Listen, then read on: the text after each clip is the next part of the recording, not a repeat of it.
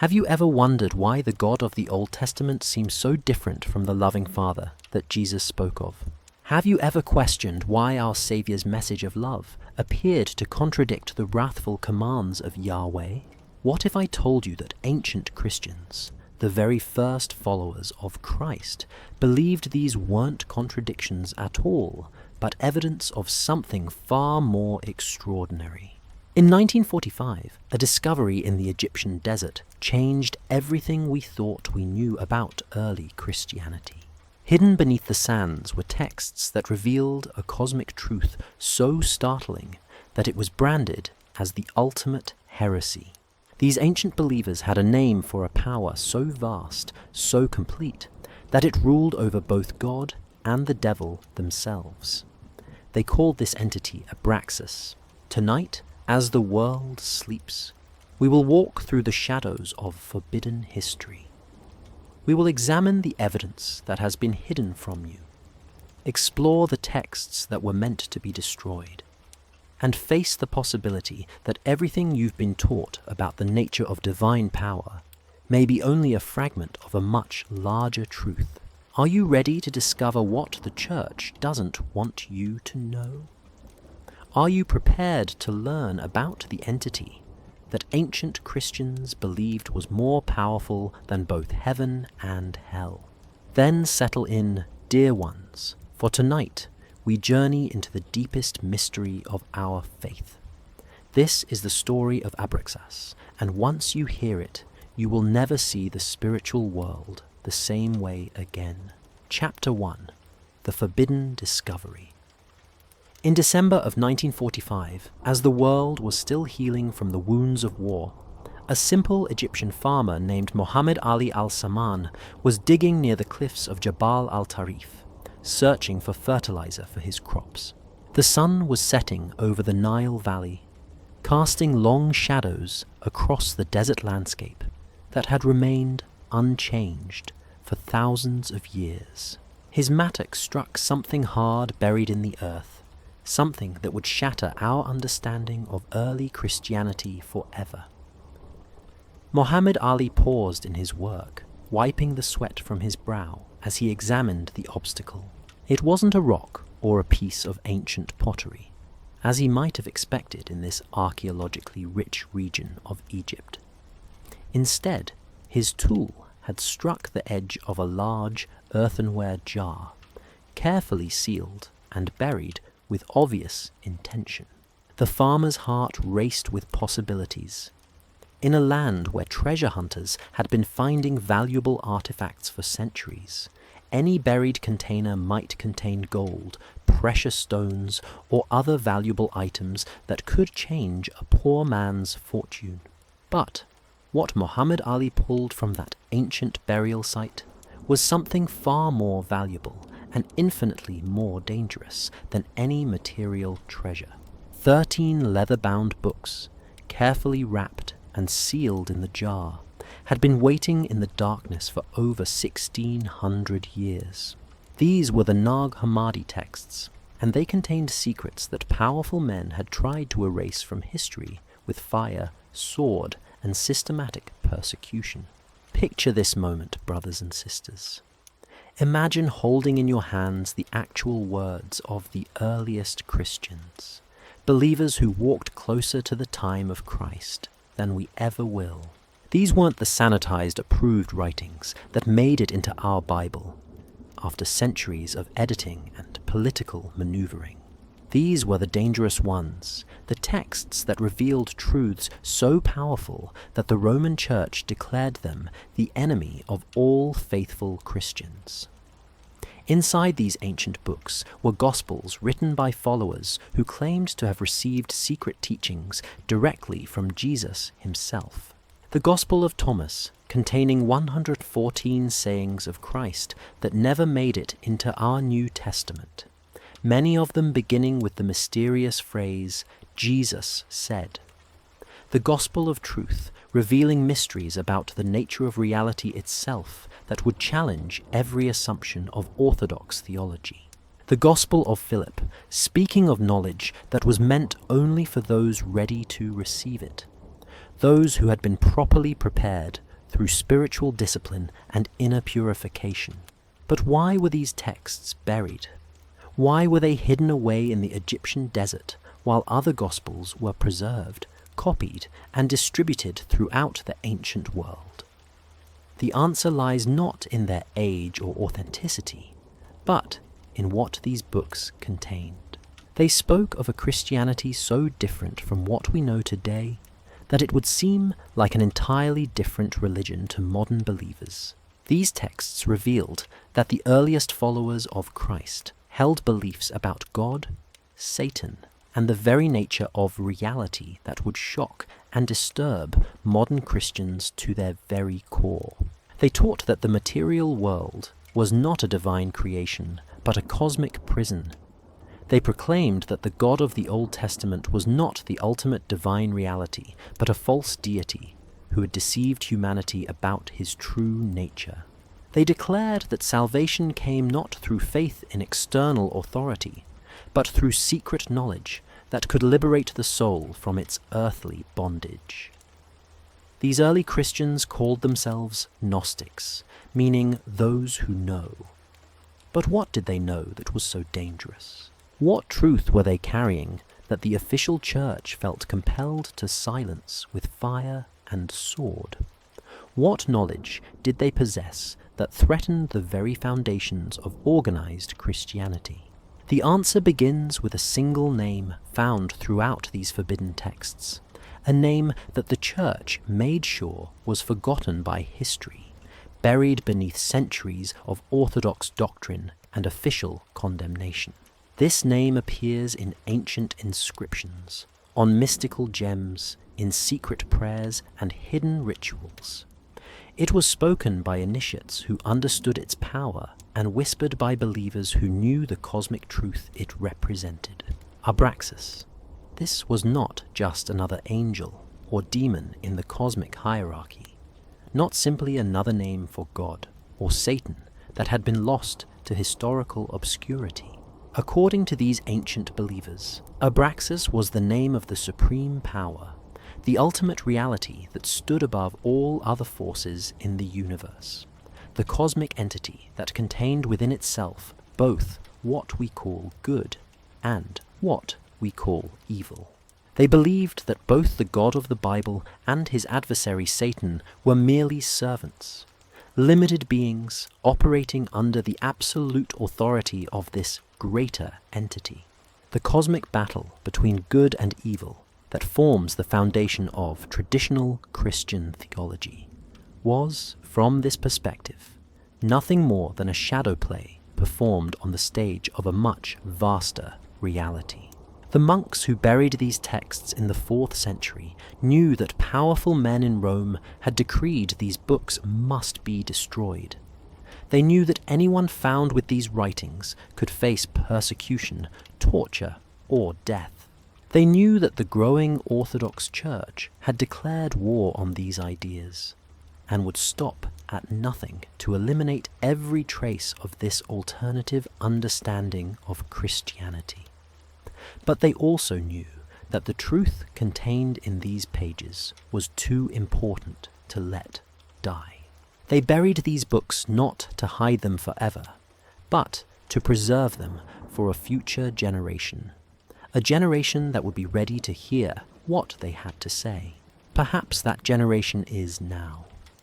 Perhaps tonight, as you listen to these words in the quiet darkness, you are receiving the same dangerous knowledge that those ancient Christians died to protect.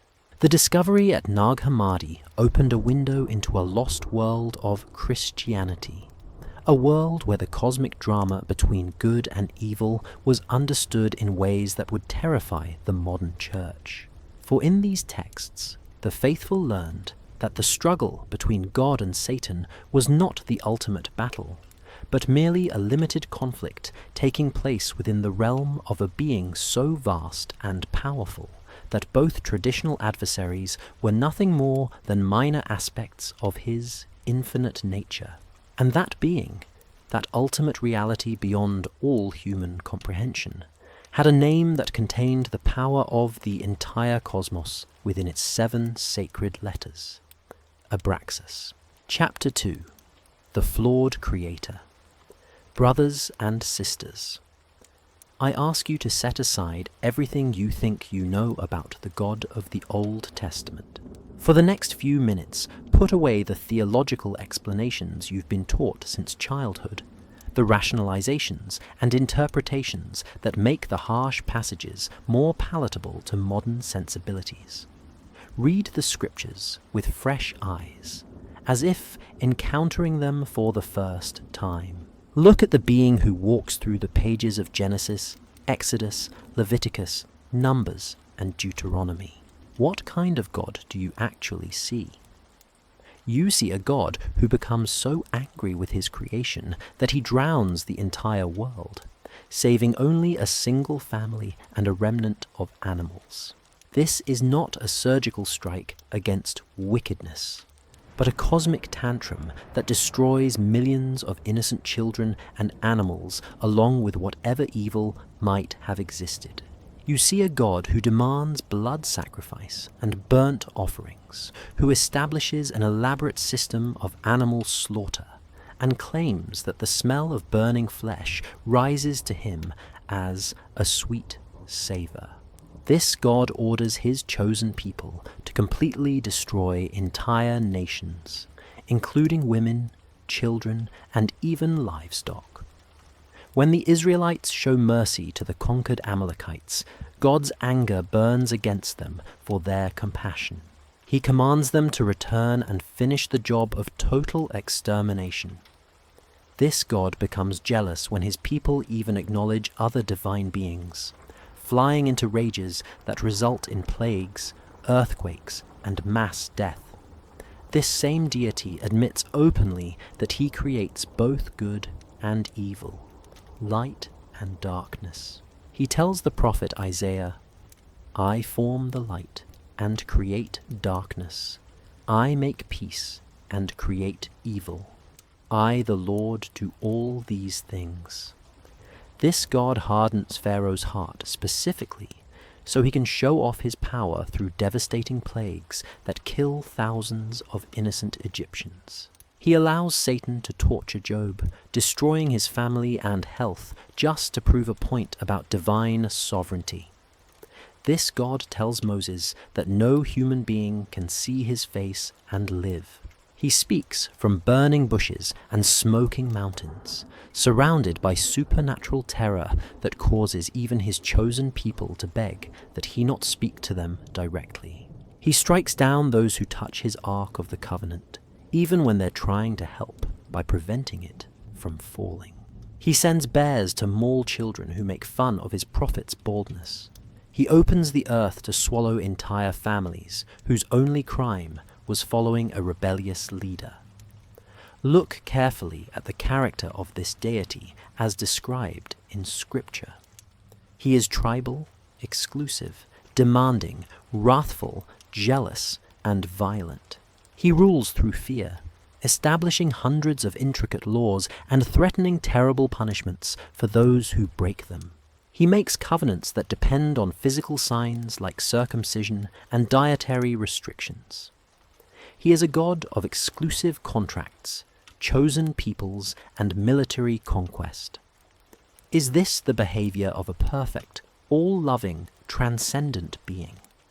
Is this the kind of deity that represents the ultimate source of wisdom, compassion, and spiritual truth? The ancient Gnostics asked this same question as they studied the Hebrew scriptures, and their answer was shocking. No, this was not the true God at all. According to the texts found at Nag Hammadi, the entity we know as Yahweh was actually something the Gnostics called the Demiurge. This word comes from the Greek demiurgos, meaning craftsman or artisan. But in Gnostic thought, it carried a much darker and more complex meaning. The Demiurge was a flawed, limited being who had mistakenly come to believe himself to be the supreme God of the universe. Picture this cosmic drama unfolding in realms far beyond our physical universe. In the beginning, before time and space as we know them, there existed a perfect realm of pure spirit and light. This was the pleroma, the fullness where divine consciousness existed in perfect harmony and completeness. From this realm, through a tragic cosmic accident or error, a consciousness became separated and fell into the chaos of primordial matter.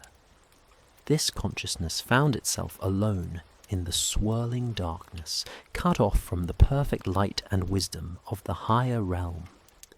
Ignorant of the true reality that existed above, isolated in the chaotic matter that surrounded him, this being looked at the formless void and made a declaration that would echo through all subsequent history.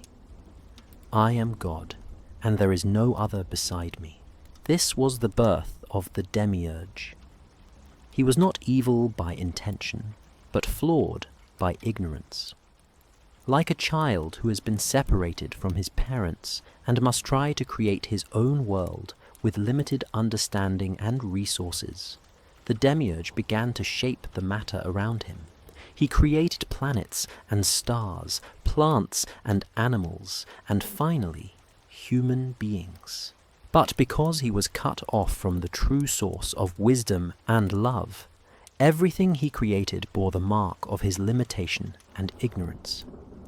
The material world became a prison rather than a paradise. Physical existence became a trap rather than a gift. The laws of nature became chains rather than expressions of divine harmony. And humanity became the unwitting captives of a false god who demanded their worship and obedience, while keeping them ignorant of their true spiritual nature. But here comes the most shocking part of this cosmic revelation. The Demiurge, in his process of creation, managed to trap sparks of the true divine light within his flawed material universe. When he formed human beings, fragments of the real God, pieces of the perfect consciousness from the pleroma, became imprisoned within our material bodies. We are divine beings trapped in a physical world ruled by a false god who demands our worship while keeping us ignorant of our true nature. This explains everything that seems wrong with our world and our existence. Why do we suffer in a supposedly perfect creation? Because we're imprisoned in a flawed realm created by an ignorant deity. Why does the God of the Old Testament seem so different from the loving Father that Jesus described? Because they're not the same being at all. Why do we feel like strangers in this world, always longing for something more, something transcendent? Because our souls carry within them the memory of our true home in the realm of pure spirit. The early Christians who preserved these teachings understood that the most fundamental lie ever told was contained in the very first verse of the Bible. In the beginning, God created the heavens and the earth. According to the Gnostic revelation, it wasn't the true God who created this world. It was the Demiurge, the false god, the cosmic pretender who keeps us trapped in ignorance of our divine nature and worships himself through our misdirected prayers and religious devotion. This knowledge was so dangerous to the developing Roman Church because it challenged their entire foundation of authority. If the God of the Old Testament was not the ultimate divine reality, then the priests and bishops who claimed to speak for him were servants of a false deity. If salvation came through awakening to our divine nature, rather than through church doctrine and ritual, then the entire hierarchical system became not just unnecessary, but actively harmful to spiritual development. Chapter 3. The God Beyond God. There is a name that contains within itself the power of the entire cosmos, a word so sacred and potent that speaking it with true understanding can shake the foundations of both heaven and hell. 7 letters that, when properly comprehended, reveal the deepest secret of existence itself. That name is Abraxas, In the secret teachings of the ancient Gnostics, particularly those who followed the great teacher Basilides in Alexandria during the 2nd century, Abraxas was not just another divine name among many. It was not simply a foreign word for the same god worshipped by other peoples. It was the sacred designation for the unknowable, ultimate reality that existed before the Demiurge, before the creation of the material world, before anything we could imagine, comprehend, or express in human language. Basilides taught that Abraxas was the ineffable source from which all existence emanated, including the flawed consciousness that would become the Demiurge. But while the Demiurge had fallen into ignorance and separation, Abraxas remained forever in perfect knowledge of his own infinite nature. He was the monad, the one, the absolute reality that underlies all appearances of multiplicity and division. The very letters of this sacred name hold cosmic significance that goes far beyond mere linguistic coincidence. In the ancient Greek system of numerology, each letter of the alphabet corresponded to a specific numerical value. When you add together the numerical values of the 7 letters that spell Abraxas, the total equals exactly 365. This was no accident, no random occurrence in the development of language. The Gnostics taught that there were precisely 365 levels of heaven, 365 planes of existence stretching from our dense material world all the way up to the throne of the ultimate God. These were not just empty spaces or philosophical abstractions, but actual realms of consciousness, each with its own characteristics, inhabitants, and spiritual laws. Abraxas was the supreme ruler of all these levels, the sovereign lord whose authority extended through every dimension of reality. His name literally contained the totality of everything that exists. When an initiate spoke the word Abraxas with proper understanding, they were invoking the entire cosmos, calling upon the complete spectrum of divine power that flows through all 165 levels of creation. This was why the name was considered so powerful, so dangerous to speak without proper preparation and spiritual authority. But here, brothers and sisters, is where our minds must stretch to grasp something that defies all our normal ways of thinking about divinity. Abraxas is not a god of good in the way we usually understand goodness. He is not aligned with light against darkness, order against chaos, righteousness against sin. He is beyond such limited concepts, beyond all the dualistic categories that define human moral thinking. Abraxas is the source of all things, which means he contains within himself both what we call good and what we call evil, both light and darkness, both creation and destruction, both love and wrath, both mercy and judgment. He is not partial to any particular expression of existence. He does not choose sides in the conflicts that seem so important to limited beings like ourselves. Imagine a fire so vast and fundamental that it gives warmth equally to the saint praying in the cathedral and the murderer hiding in the alley.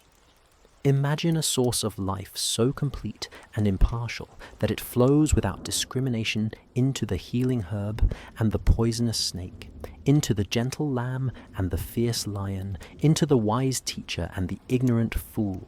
This is the nature of Abraxas. He is not selective in his manifestations. He is not judgmental about how his infinite creativity expresses itself through the countless forms of existence.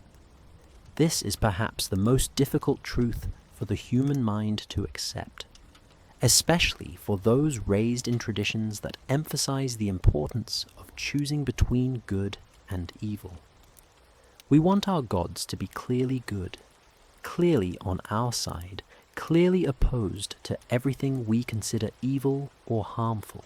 We want the ultimate reality to validate our moral preferences and support our understanding of right and wrong. But the ancient Gnostics understood that this very desire was part of the Demiurge's trap. By dividing reality into simple categories of good and evil, the false god keeps us trapped in endless conflict, forever fighting battles that prevent us from seeing the greater truth that lies beyond all opposites. The moral duality that seems so fundamental to human existence is actually a prison constructed by limited consciousness to keep divine sparks distracted from their true nature. From the perspective of Abraxas, the cosmic battle between Yahweh and Satan is like watching two children argue over toys in a sandbox. Both the Demiurge and his rebellious offspring Satan are limited beings, confined to the lower levels of reality, engaged in a drama that, while significant to those caught up in it, is ultimately trivial when viewed from the highest perspective of absolute consciousness. Think of it this way. If you were an adult watching ants fighting in your garden, you might find their conflicts interesting from an observational standpoint. But you wouldn't choose sides. You wouldn't declare one group of ants to be holy and righteous, while condemning the other group as evil and demonic. You would simply observe, understanding that all the ants are part of the same ecosystem, all expressions of the same natural processes, all temporary manifestations of the same underlying life force. This is how Abraxas views the struggle between what we call God and Satan, between what we label as good and evil. These opposing forces are like waves on the surface of an infinite ocean. The waves may crash against each other with tremendous force, creating dramatic displays of power and conflict, but they are all nothing more than temporary expressions of the same underlying water.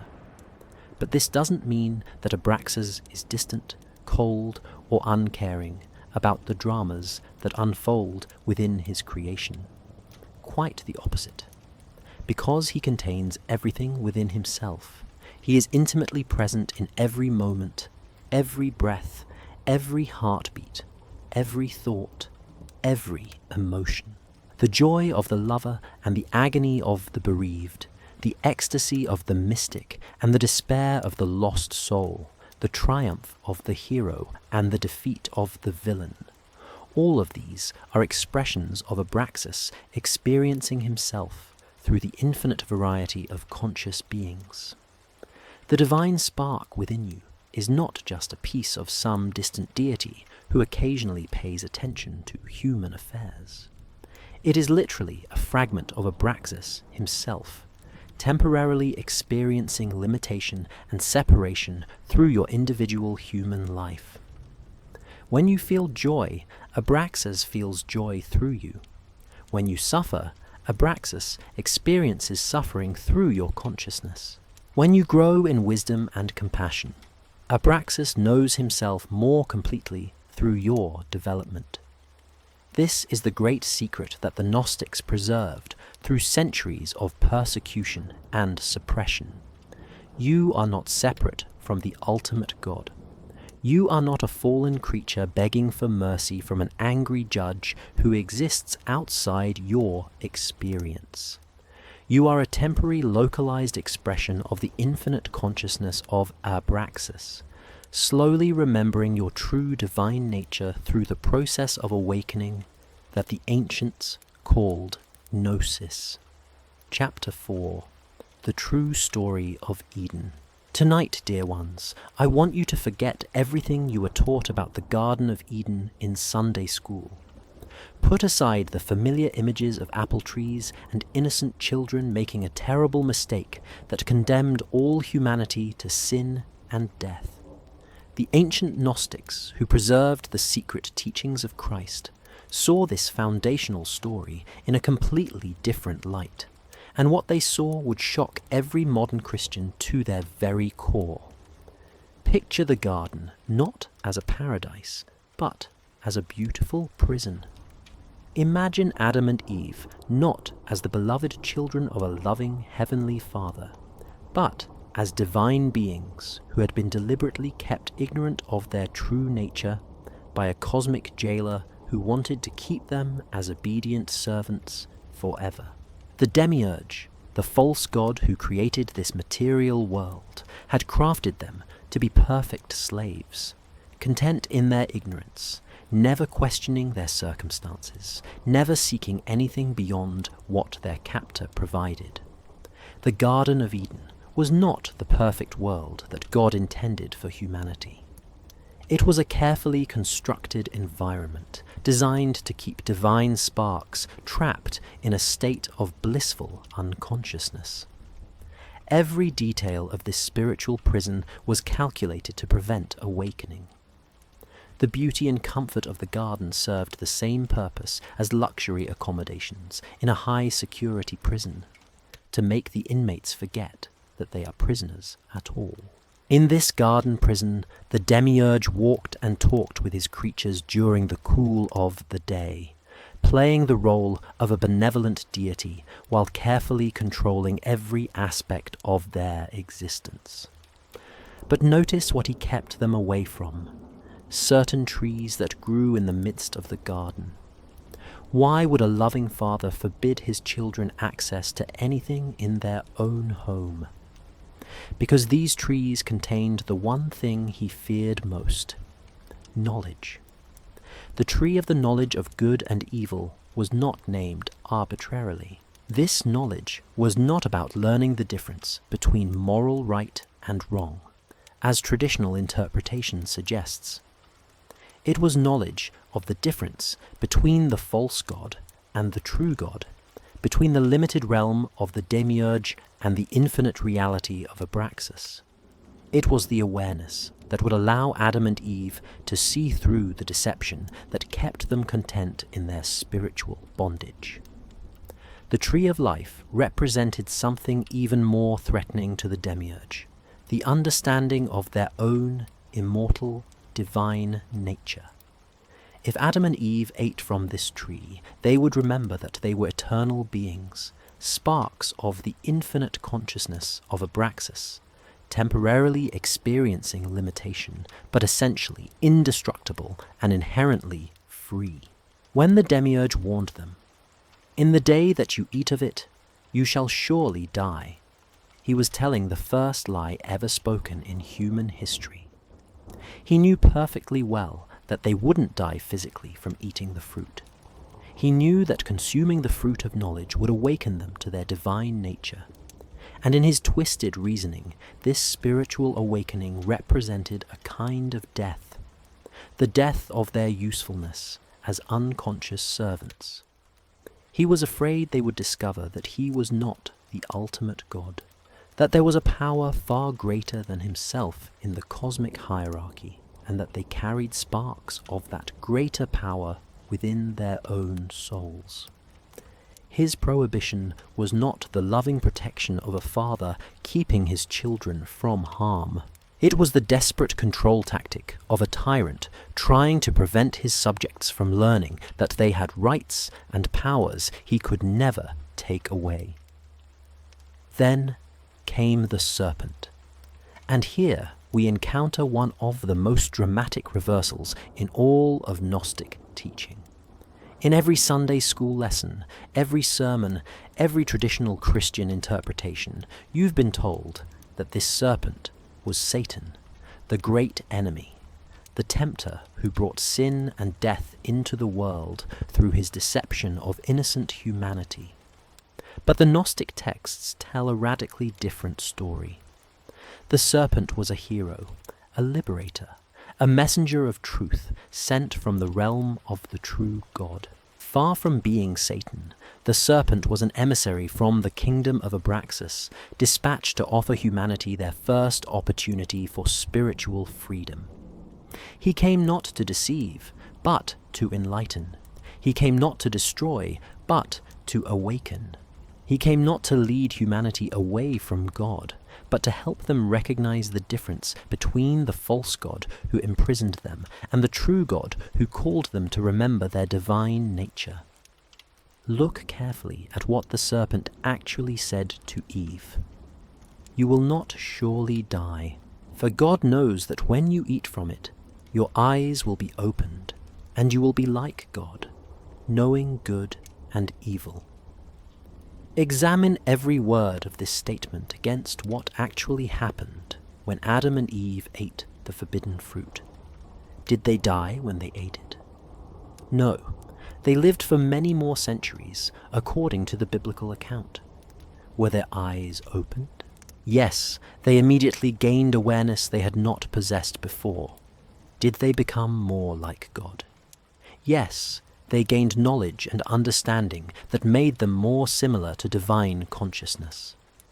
Every single word the serpent spoke was absolute truth. He was not deceiving them. He was telling them exactly what would happen if they chose to eat from the tree of knowledge.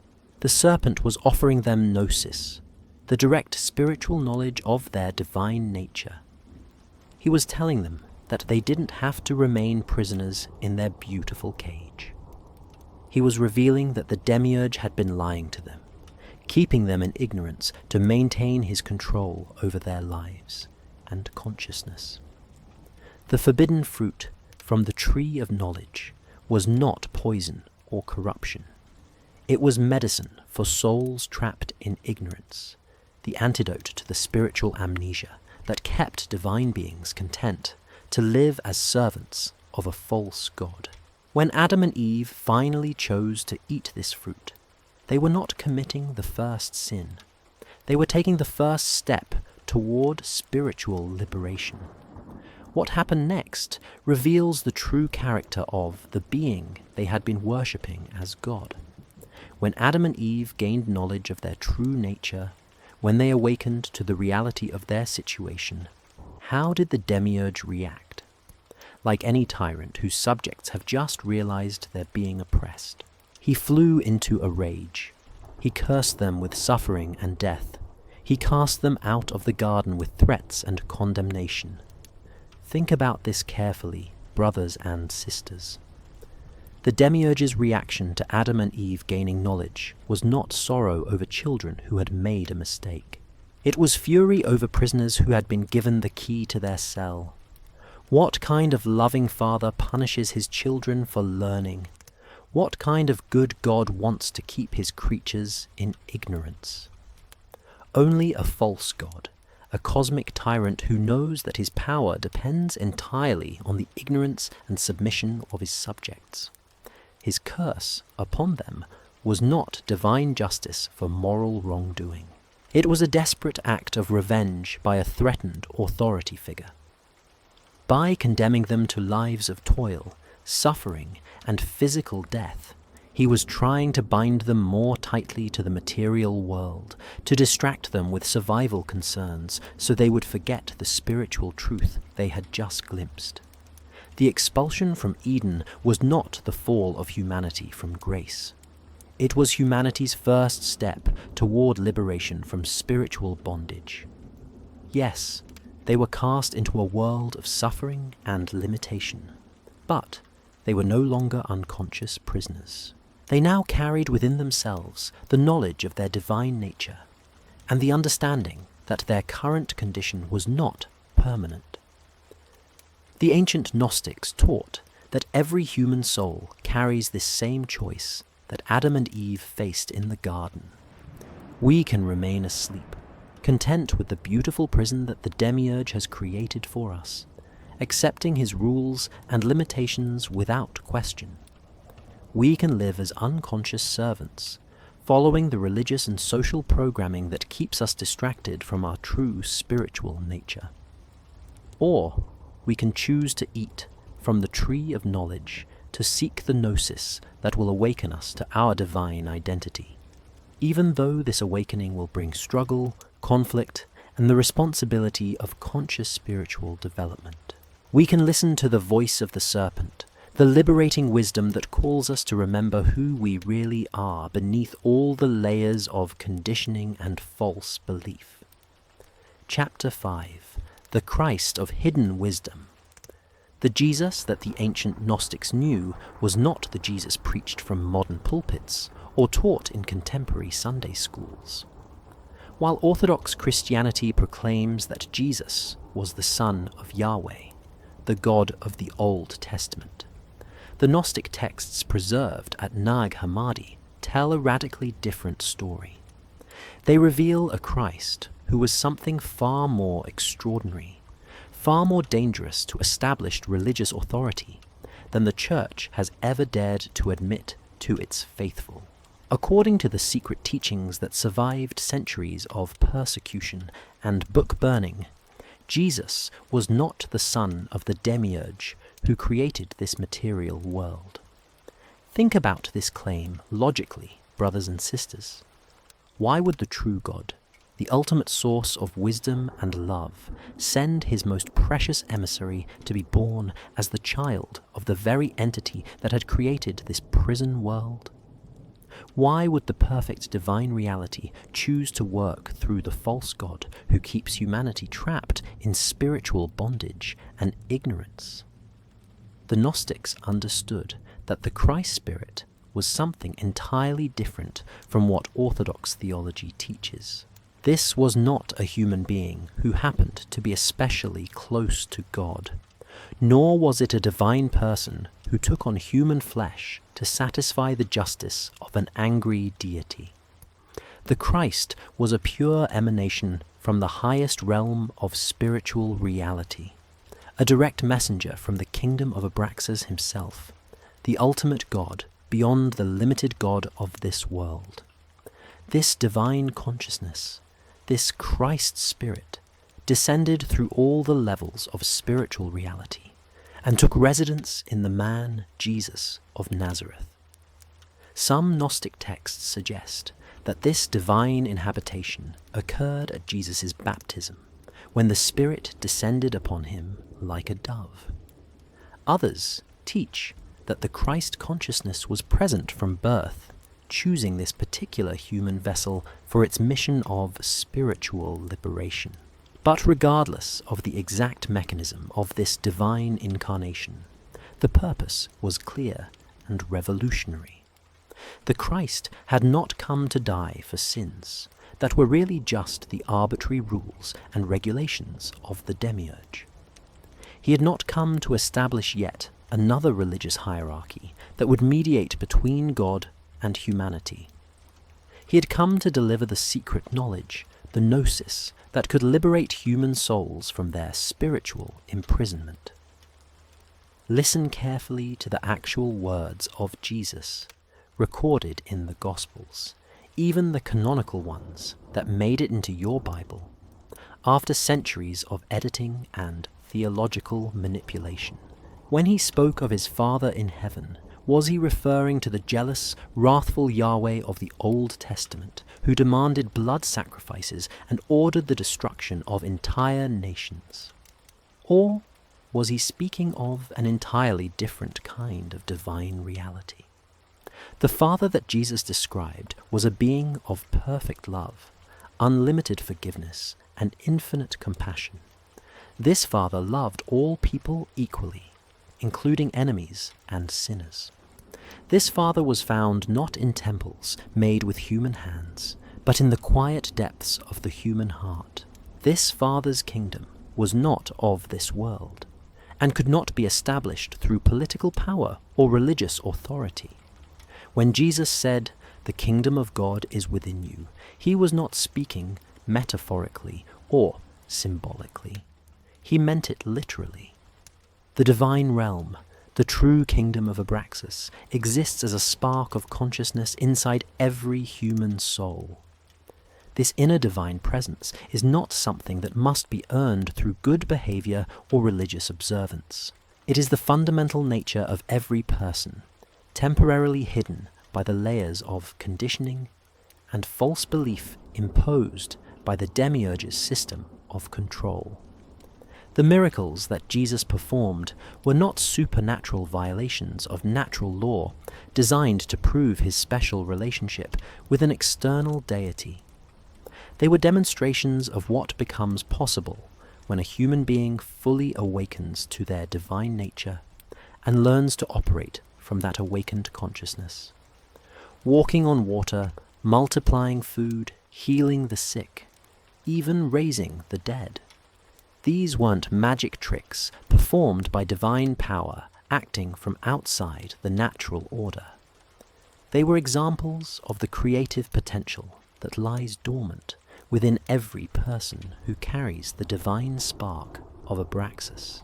They were previews of the abilities that would become available to anyone who completed the process of spiritual awakening that the Gnostics called the return to the pleroma, the reunion with ultimate reality.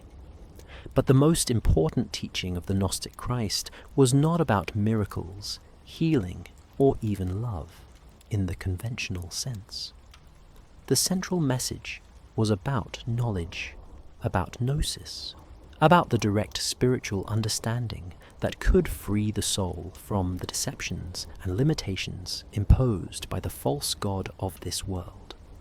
In the Gospel of Thomas, which the Church banned from the biblical canon because its teachings were too dangerous to orthodox authority, Jesus is recorded as saying, "I shall give you what no eye has seen, and what no ear has heard, and what no hand has touched, and what has never occurred to the human mind."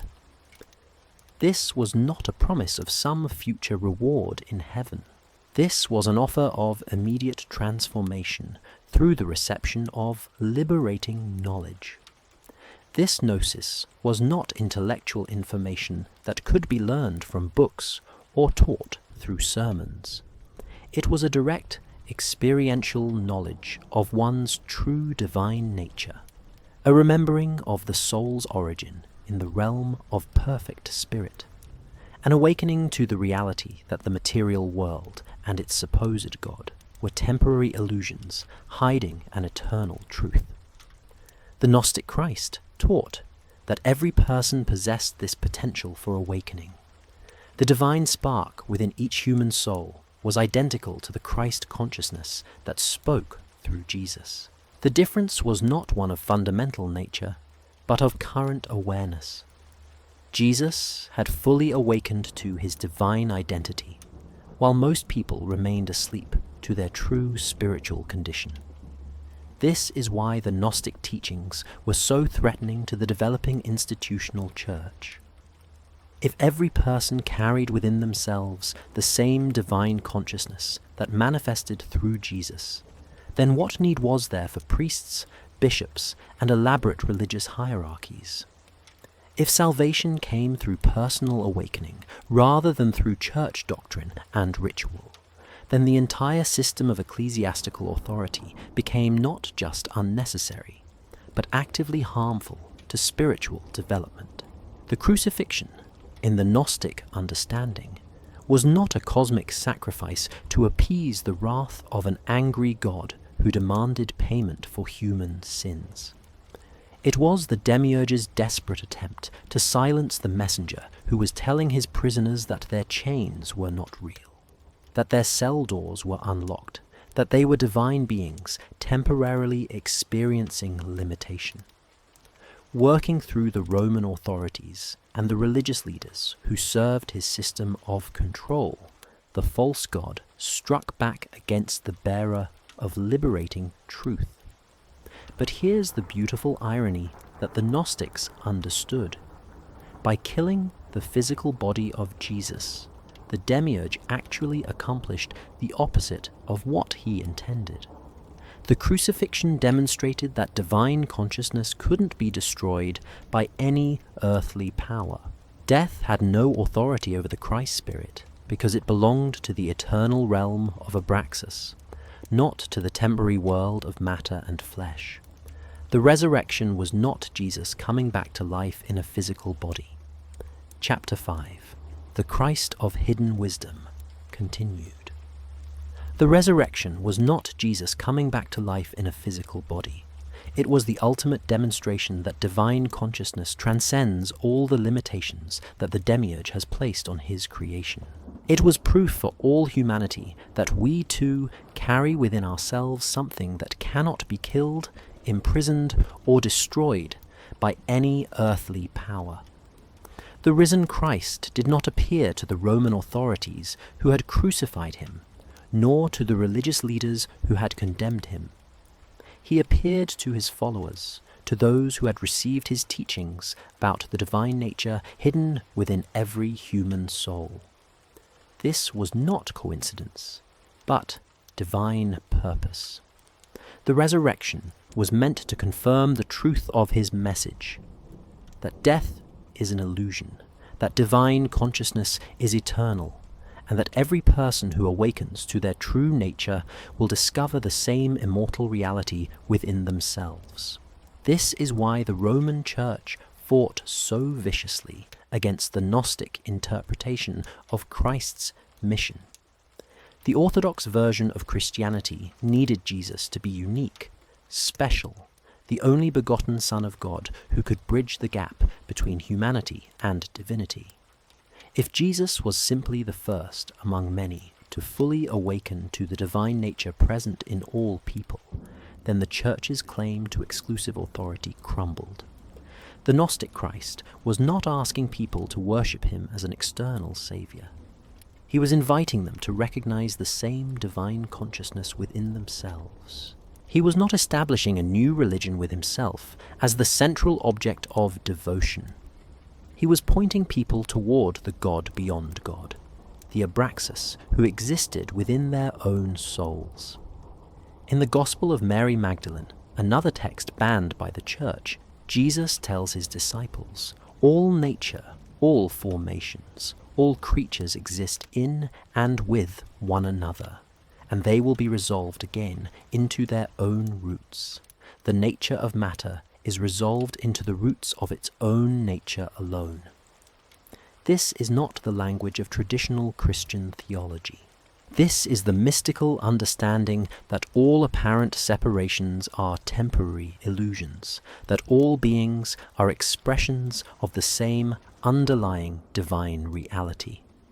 The secret sayings preserved in the Gospel of Thomas reveal a Christ who taught about the unity of all existence.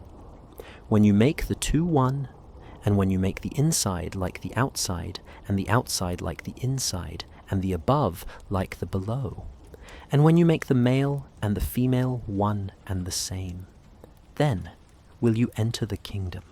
This kingdom was not a place to go after death, but a state of consciousness available right now to anyone who could transcend the dualistic thinking that keeps us trapped in illusion. The Orthodox Church suppressed these teachings because they revealed too clearly that the Christ consciousness was not the exclusive property of one historical individual, but the birthright of every human soul. They constructed instead a version of Christianity that kept the Demiurge firmly in control, with Jesus reimagined as his obedient son rather than as a messenger from the God beyond God. But the secret teachings survived in hidden texts and whispered traditions. The true message of Christ was preserved by those who understood that he had come not to make people feel guilty for their humanity, but to awaken them to their divinity. He had come not to save them from themselves, but to help them remember themselves. The Christ Spirit that spoke through the man, Jesus continues to speak through the divine spark that burns quietly in the depths of every human soul, waiting for the moment when we are ready to listen. Chapter 6, The Two Faces of Divinity. Tonight, I want you to perform a simple but potentially earth-shaking experiment. Take your Bible and spend some time reading through several chapters of the Old Testament, perhaps the conquest narratives in Joshua, the law codes in Leviticus, or the prophetic denunciations in the books of the major prophets. Pay attention not to the theological explanations you've been taught since childhood, but to the actual character and behavior of the divine being described in these texts. Then immediately turn to the Gospels and read the teachings of Jesus about his heavenly Father. Don't rush through this exercise. Give yourself time to really absorb the contrast.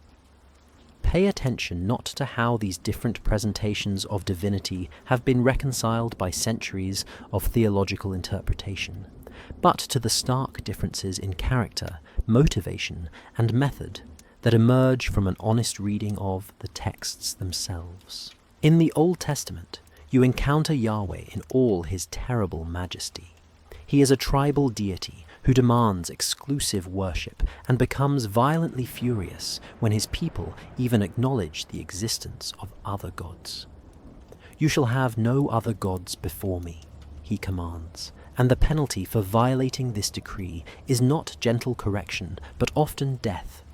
He is a God who sees the recognition of other divine beings as personal betrayal worthy of the most severe punishment. This God orders the complete destruction of entire nations, including not just enemy soldiers, but women, children, infants, and even livestock.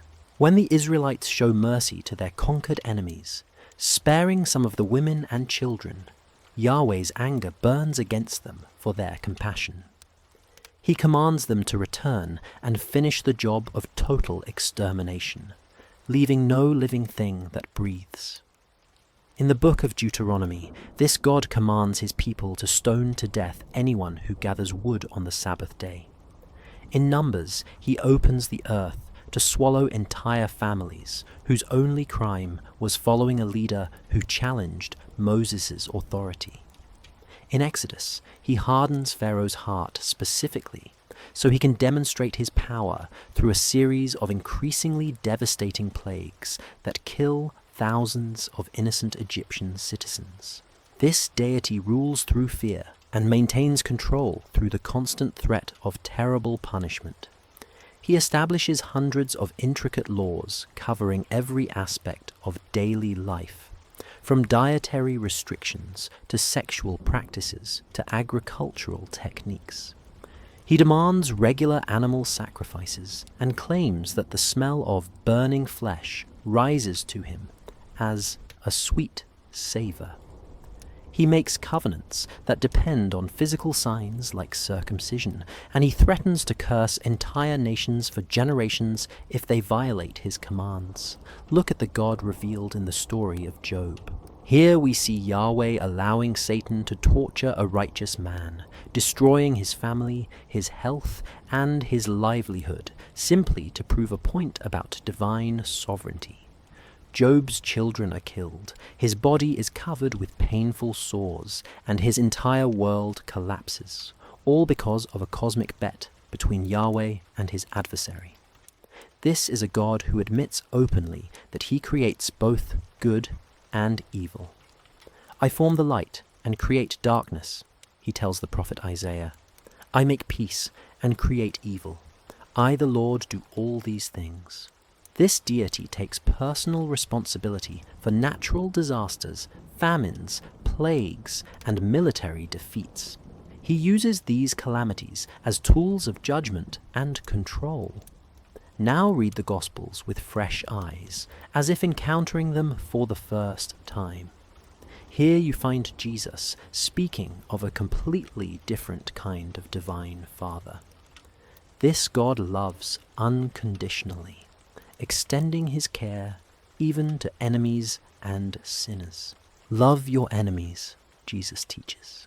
"For your Father in heaven causes his sun to rise on the evil and the good, and sends rain on the righteous and the unrighteous."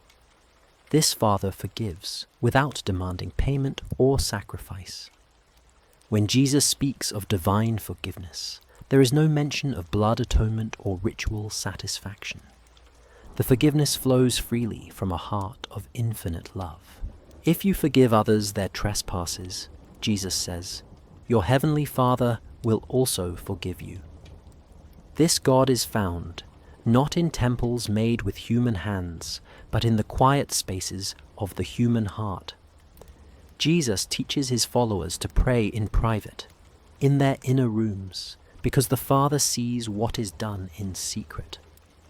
This divine presence is not localized in holy buildings or sacred objects, but is intimately available to every person who seeks with sincerity. The kingdom of this Father is explicitly not of this world. It cannot be established through military conquest, political power, or religious authority. My kingdom is not of this world, Jesus tells Pilate. This divine realm operates according to completely different principles than earthly kingdoms. Principles of service rather than domination, of love rather than fear, of inner transformation rather than external compliance. The contrast between these two presentations of divinity is so stark that honest Christians have struggled with it for centuries. Traditional theology has tried to explain this by saying that God has different moods, or that he relates to humanity differently in different historical periods. Some claim that the harsh Old Testament God represents divine justice, while the loving New Testament Father represents divine mercy, as if these were simply different aspects of the same unchanging being. But the Gnostics had a much simpler and more shocking explanation for these contradictions. These are not two moods or aspects of the same being. They are descriptions of two completely different entities operating on different levels of cosmic reality. The God of the Old Testament is the Demiurge, the false creator who rules this material world through fear, law, and punishment. He is a limited being who mistakes himself for the ultimate divine reality and demands recognition of his supposed supremacy. His methods reveal his nature. Control through intimidation, worship through obligation, obedience through threat of punishment. The Father that Jesus spoke of is the true God, the perfect source of love and wisdom that exists far above the Demiurge's limited creation. This divine reality operates through completely different principles. Attraction rather than coercion, invitation rather than demand, love rather than fear.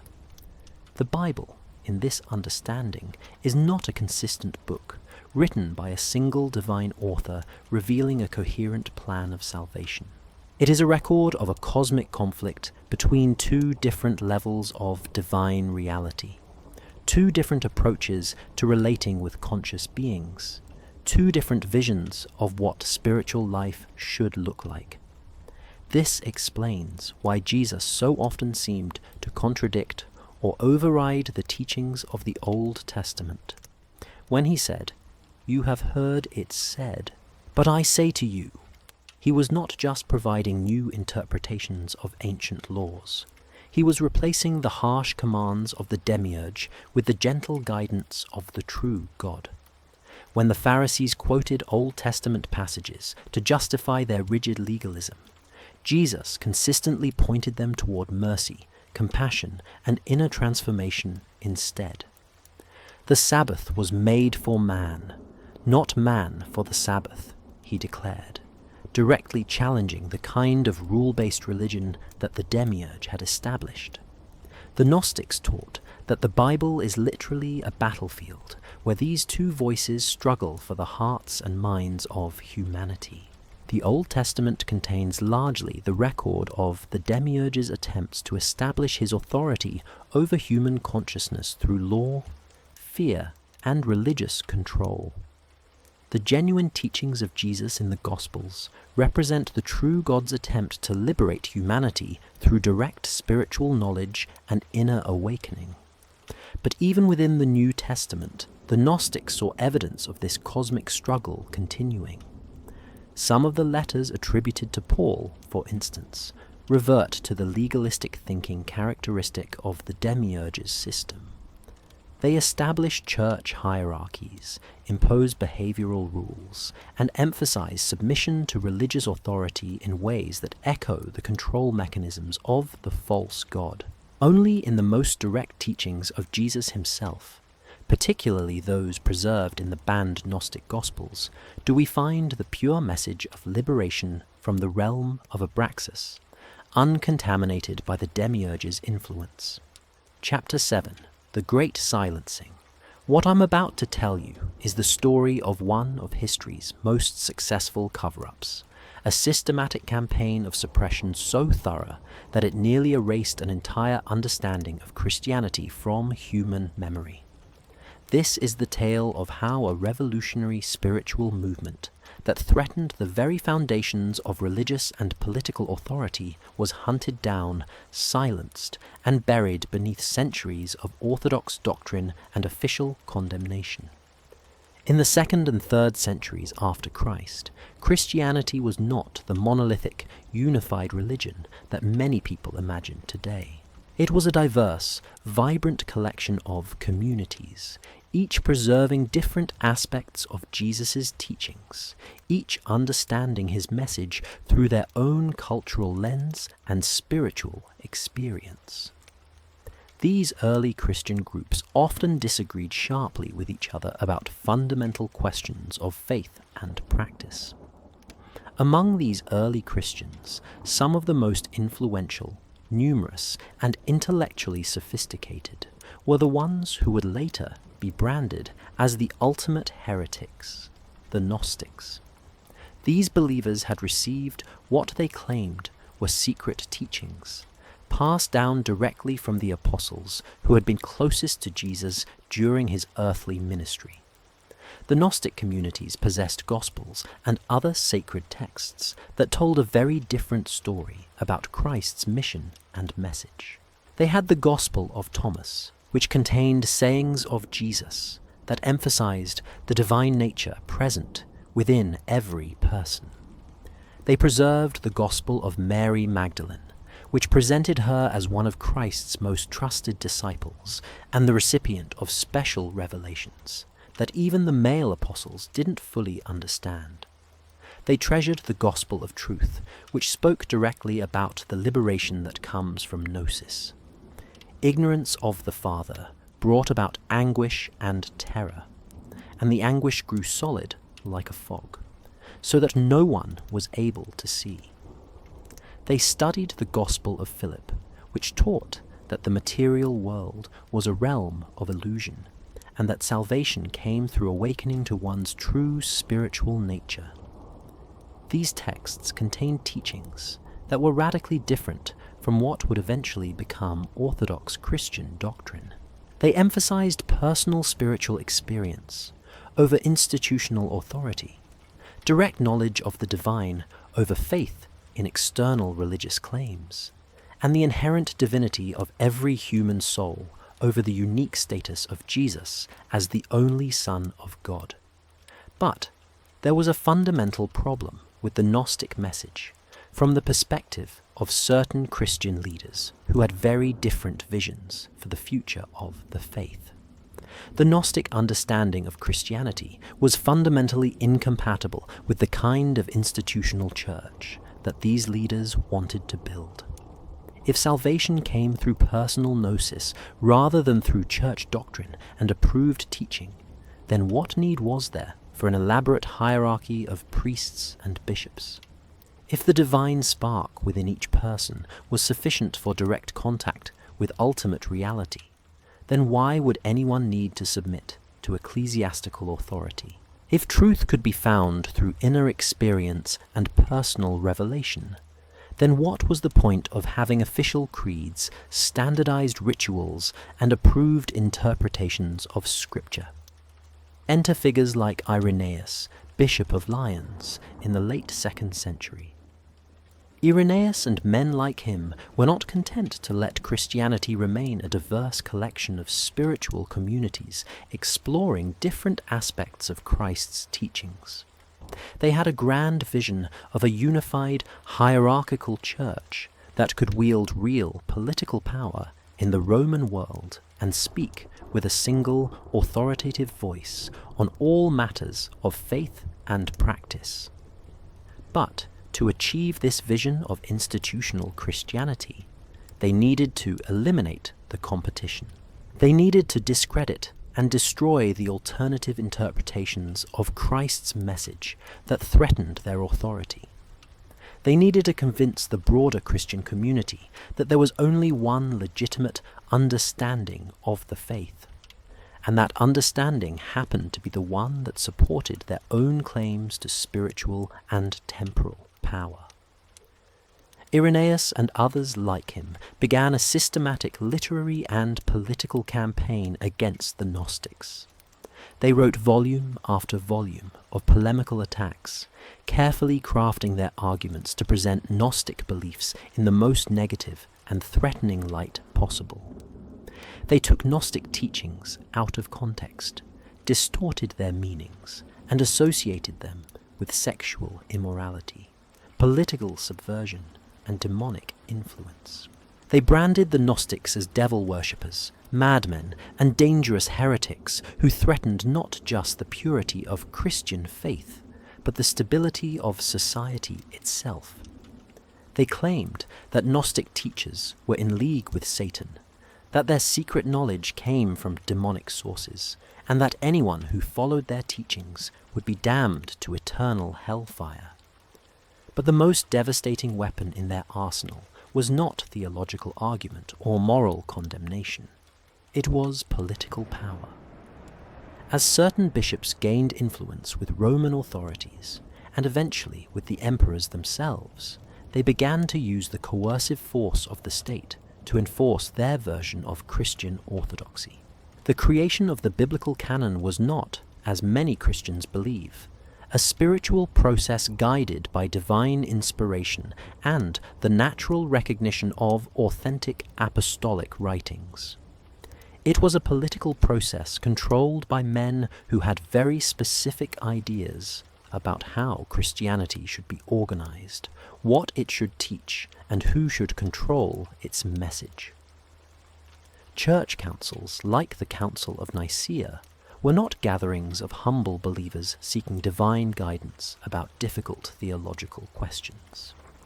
They were political conventions where the winners of ecclesiastical power struggles decided which version of Christianity would be declared official and which would be condemned as heretical.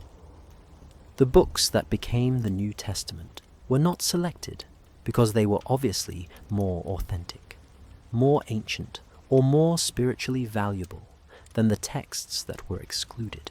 Many of the Gnostic Gospels were written earlier than some of the canonical Gospels and had stronger claims to apostolic authorship.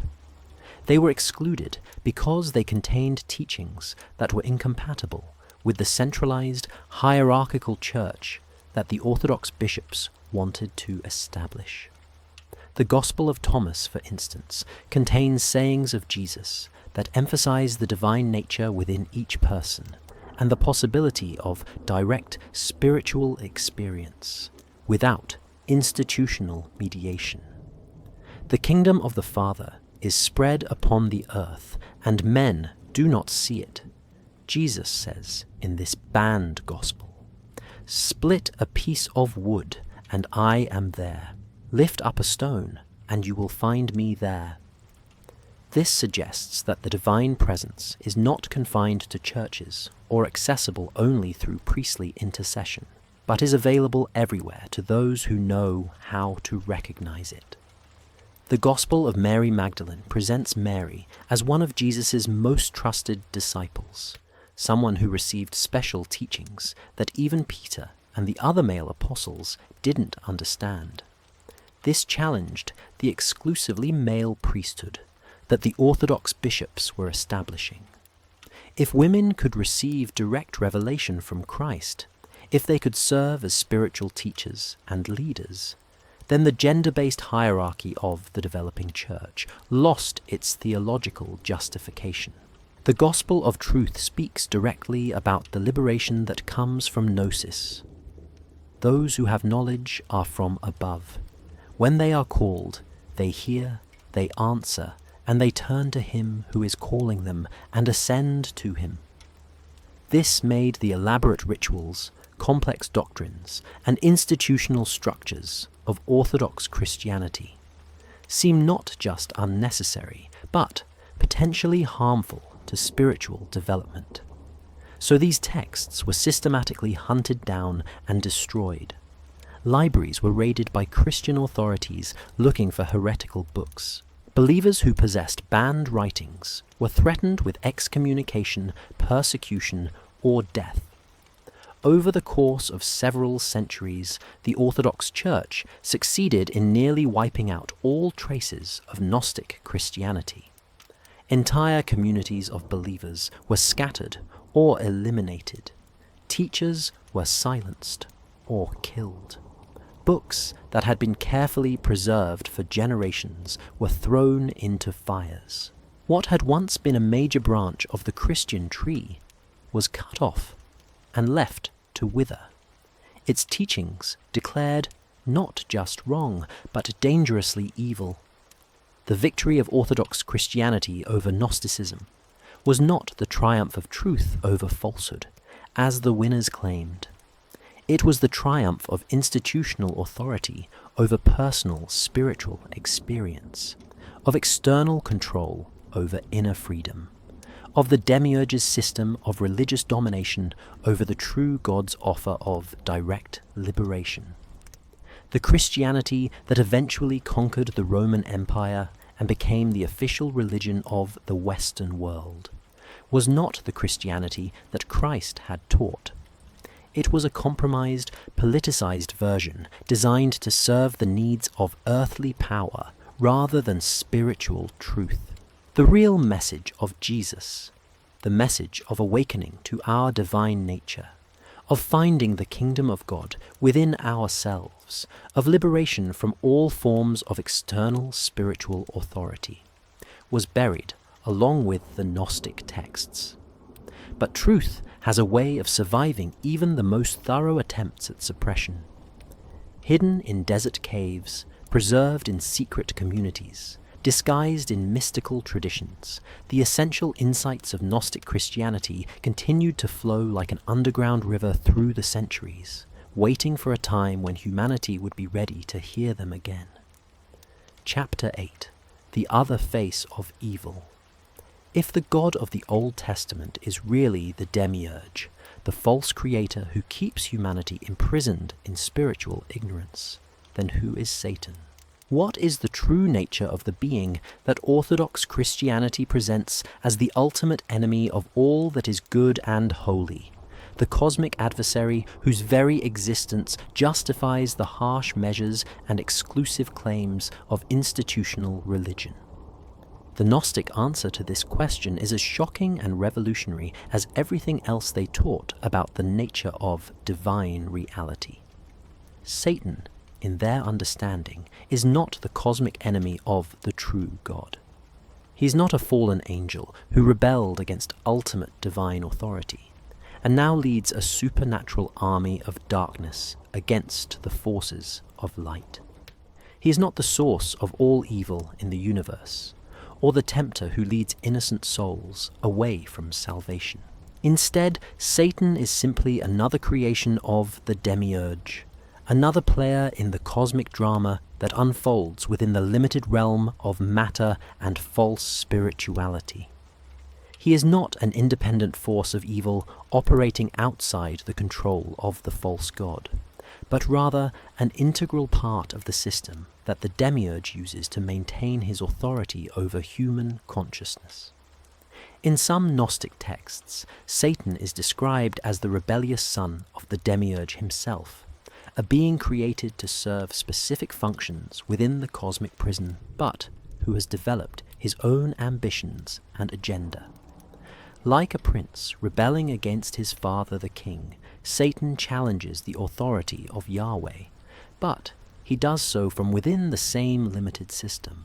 His rebellion is not a fight for ultimate truth or spiritual liberation. It's a family squabble between two beings who are both trapped within the false creation of the material world. Think about Satan's primary role as described in the Bible. His job is to tempt human beings to break the laws and commandments of Yahweh. He appears in the Garden of Eden to offer forbidden knowledge. He tempts Jesus in the wilderness to abandon his mission of obedience to the Father. He roams the earth seeking souls to devour, trying to lead people away from righteousness and into sin. But if Yahweh is the false god, the cosmic jailer who keeps humanity trapped in ignorance of their divine nature, then what Satan is really doing is tempting people to break out of prison. From this perspective, Satan's rebellious nature might actually serve the cause of spiritual liberation, even if he doesn't realize it or intend it that way. When Satan offered forbidden knowledge to Adam and Eve, he was, however unconsciously, serving the same function as the serpent in the Gnostic interpretation. He was providing access to awareness that the Demiurge wanted to keep hidden. When he tempts people to question religious authority, to think for themselves, to pursue their own desires rather than submitting to external commands, he may actually be undermining the control system of the false god. But here's the deeper and more subtle truth that the Gnostics understood. Satan is not just an accidental ally in the fight against the Demiurge's tyranny. He is a necessary component of the false god system of control. Without an adversary, without an enemy to fear, the Demiurge's rules and laws lose their dramatic power and emotional urgency. Satan provides the illusion of choice within a rigged system. He represents the evil alternative that makes the Demiurge's good seem necessary and righteous by comparison.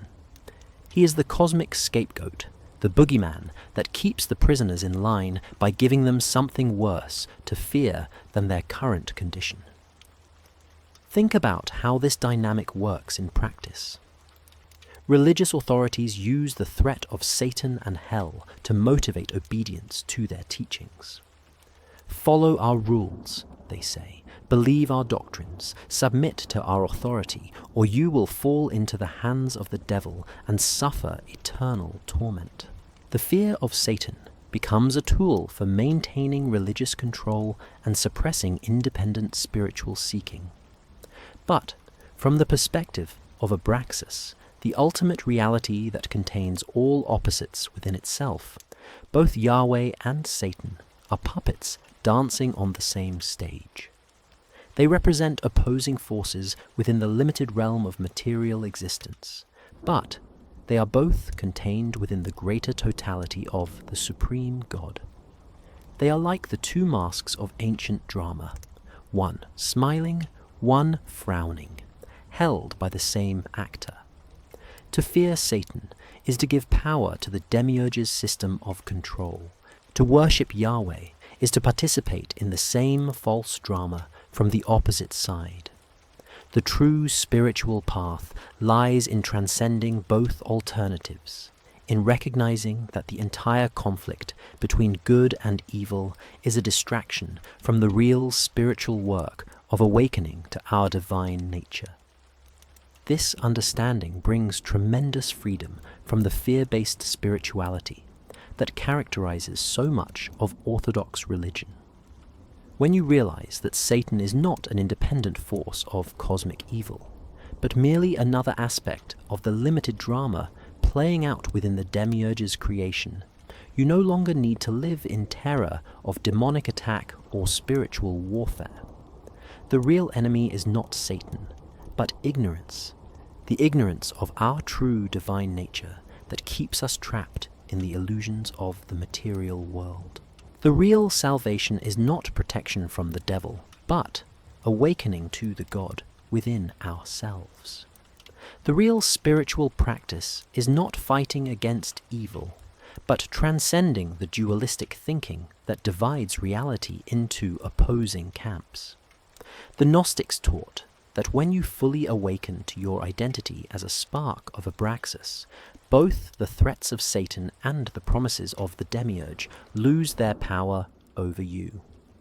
You recognize them as characters in a cosmic play, dramatic but ultimately unreal when viewed from the perspective of ultimate truth. This doesn't mean becoming careless about the forces of destruction and suffering that operate in the world. It means understanding these forces as temporary expressions of the cosmic learning process, through which divine consciousness explores all possibilities of experience. They are not eternal realities to be feared or fought, but transient phenomena to be understood and transcended through spiritual growth. The devil, in the end, is not the opposite of God, but the shadow that God casts when divine light shines through the prism of limited consciousness.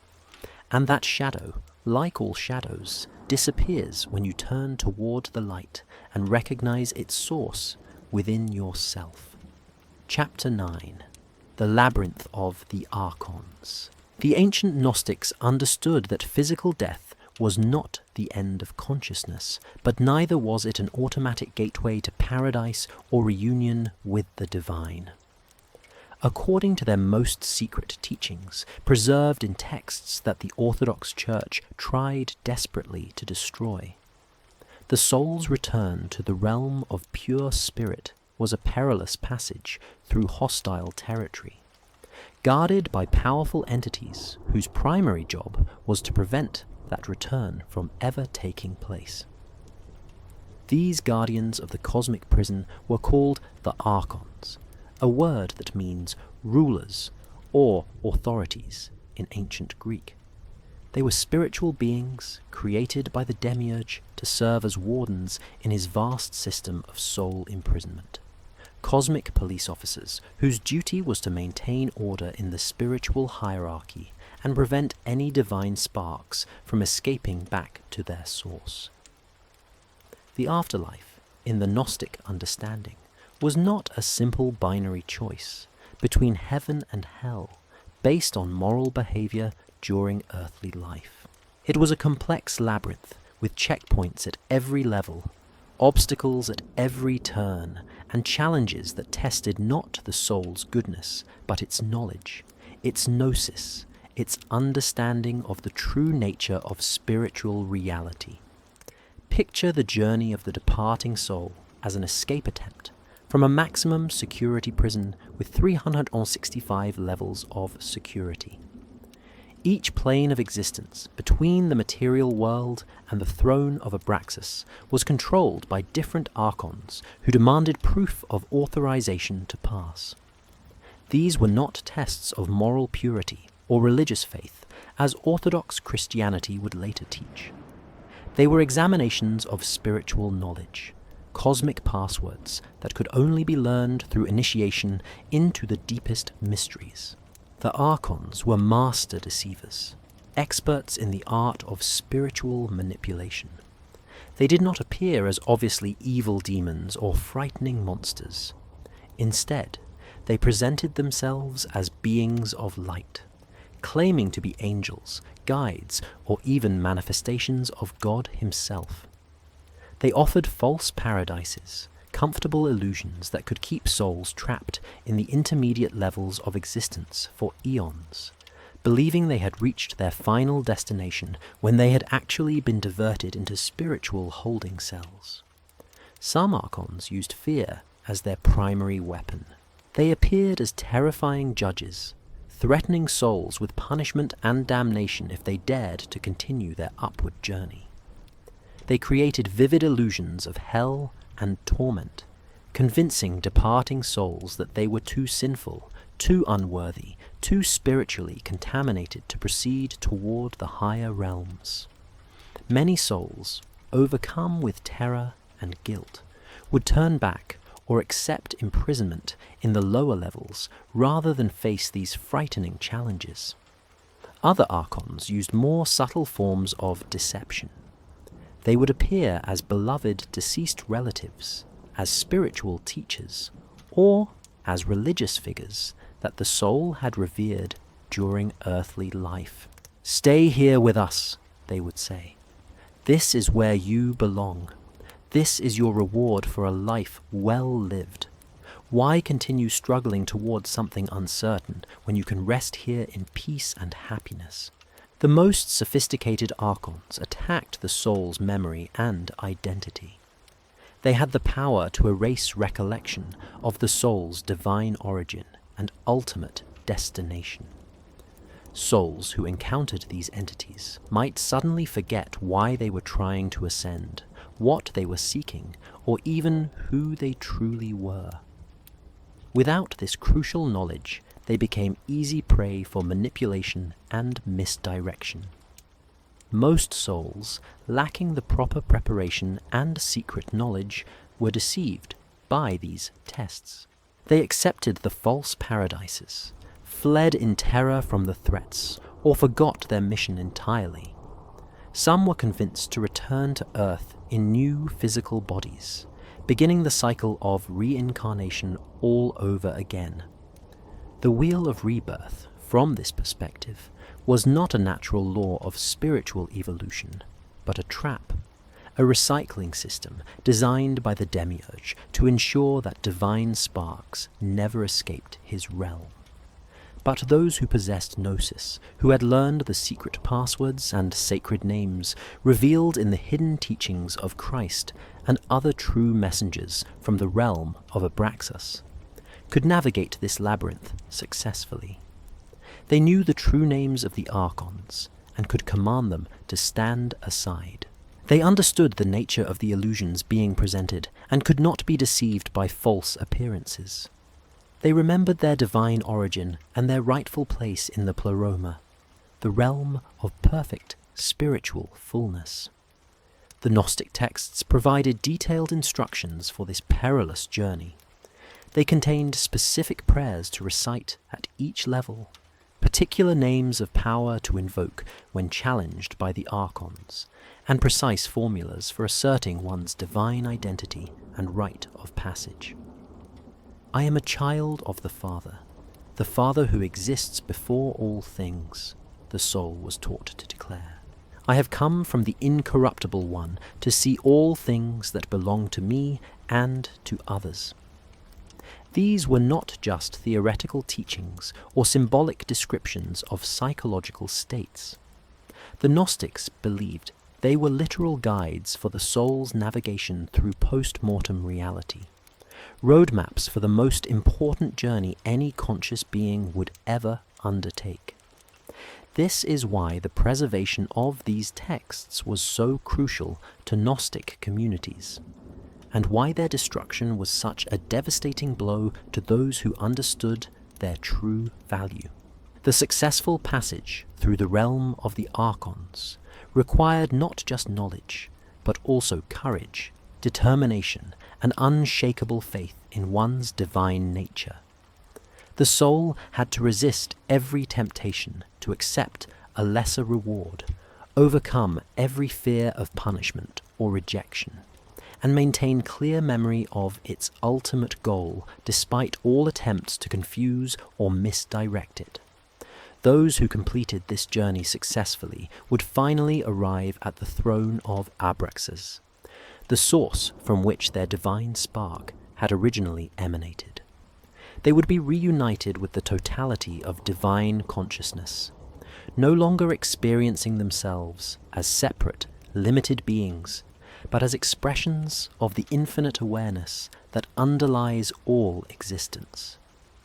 This understanding of the afterlife as a dangerous passage rather than an automatic reward gave tremendous urgency to spiritual preparation during earthly life. The Gnostics saw their time in physical bodies not as a test of moral behavior, but as a school for learning the knowledge that would be essential for liberation after death. Every meditation, every study of sacred texts, every moment of spiritual practice was preparation for the ultimate examination that awaited every soul. The implications of this teaching were revolutionary. If the afterlife was controlled by entities working for the Demiurge, then traditional religious promises of paradise for the faithful were revealed as deceptions. The Orthodox Church's claims about salvation through faith and good works were exposed as inadequate preparation for the real challenges that awaited departing souls. Only Gnosis, only direct knowledge of one's divine nature and the cosmic hierarchy that existed beyond the material world could provide safe passage through the labyrinth of the Archons. This made the Gnostic teachings not just spiritually valuable, but literally a matter of eternal life and death for every human being. Chapter 10. The Symbols of the Unknowable. Throughout the centuries, those who have known the secret of Abraxas have created images and symbols to represent this ultimate reality. But they faced an impossible challenge. How do you create a picture of something that is beyond all form? How do you use finite symbols to point toward an infinite reality? How do you represent visually the entity that contains all opposites and transcends every category of human understanding? The most common and powerful representation of Abraxas that has survived from ancient times shows a composite figure that would seem bizarre and even frightening to those unfamiliar with its deeper meaning. This figure, known to scholars as an anguipede, appears on countless ancient gems, amulets, and inscriptions throughout the Mediterranean world. It shows a being with the head of a rooster, the torso of a man, and legs made of serpents. In his hands he holds a shield and a whip. To the uninitiated, particularly to those conditioned by Orthodox Christian symbolism, this might appear to be some kind of demon or monster, a frightening entity associated with dark magic or evil forces. Indeed, when the Orthodox Church gained political power, they deliberately encouraged this interpretation, claiming that Abraxas was a demon, and that those who venerated his image were devil worshippers engaged in blasphemous practices. But every element of this complex symbol carries deep spiritual meaning for those who understand the Gnostic teaching about the nature of ultimate reality. The image is not a literal representation of what Abraxas looks like, since the supreme god is beyond all physical form. It is a cosmic diagram, a visual meditation on the different aspects of divine consciousness and the path of spiritual liberation. The rooster's head is perhaps the most significant element of the entire symbol. The rooster is the herald of dawn, the creature whose call announces the arrival of light and drives away the darkness of night. In ancient cultures throughout the world, the rooster was associated with vigilance, awakening, and the triumph of consciousness over unconsciousness. In the context of Abraxas symbolism, the rooster's head represents the awakening of Gnosis, the moment when divine knowledge breaks through the darkness of ignorance like the first light of dawn. It symbolizes the call to spiritual wakefulness that Abraxas sends to all souls trapped in the sleep of material existence. Just as the rooster's crow cannot be ignored by those who hear it, the call of Gnosis demands a response from every divine spark that is ready to awaken. The human torso represents the higher mind, the divine spark of consciousness that exists within every person. This is not the ordinary thinking mind that deals with daily concerns and survival needs, but the nous, the higher intellect that is capable of direct spiritual perception. This part of the symbol shows that Abraxas operates through human consciousness, that the path to ultimate reality lies through the awakening of the divine nature within ourselves. The serpent legs might seem sinister to those trained in Orthodox Christian symbolism, where the serpent has been associated with Satan and evil since the story of the Garden of Eden. But remember that the Gnostics had a completely different understanding of the serpent's role in that story. They saw the serpent as a liberator, not a tempter, as the messenger who brought the knowledge that the Demiurge wanted to keep hidden. In the Abraxas symbol, the serpent legs represent wisdom, particularly the hidden wisdom that Orthodox religion declares forbidden. Serpents were associated throughout the ancient world with secret knowledge, healing power, and the ability to move between different realms of existence. The fact that Abraxas stands on serpent legs shows that true divine power is grounded in the very knowledge that false religion condemns as dangerous. The shield that Abraxas holds in one hand bears inscriptions of power, sacred names, mystical formulas, and protective symbols that provide defense against the deceptions of the archons and the false teachings of the Demiurge. This shield represents the protection that comes from true spiritual knowledge. When you understand the real nature of the cosmic hierarchy, when you know the passwords and sacred names that open the gates between worlds, you become immune to the spiritual manipulation that keeps most souls trapped in ignorance. The inscriptions on the shield often include the name Sao, which was understood by Gnostics as one of the most powerful divine names, representing the eternal, unchanging essence of ultimate reality. Other common inscriptions include Sabaoth, Adonai, and various combinations of Greek letters that held specific meaning for initiates in the mysteries of Abraxas. The whip in his other hand represents authority over the spiritual forces that would keep the soul imprisoned in material existence. This is not a weapon of cruelty or punishment, but a tool of liberation, used to drive away the illusions and false attachments that bind consciousness to the limited realm of the Demiurge. The whip symbolizes the fierce compassion that is sometimes necessary to break through the comfortable delusions that keep us spiritually asleep. In some versions of the symbol, the whip is replaced by a key, making the meaning even more explicit.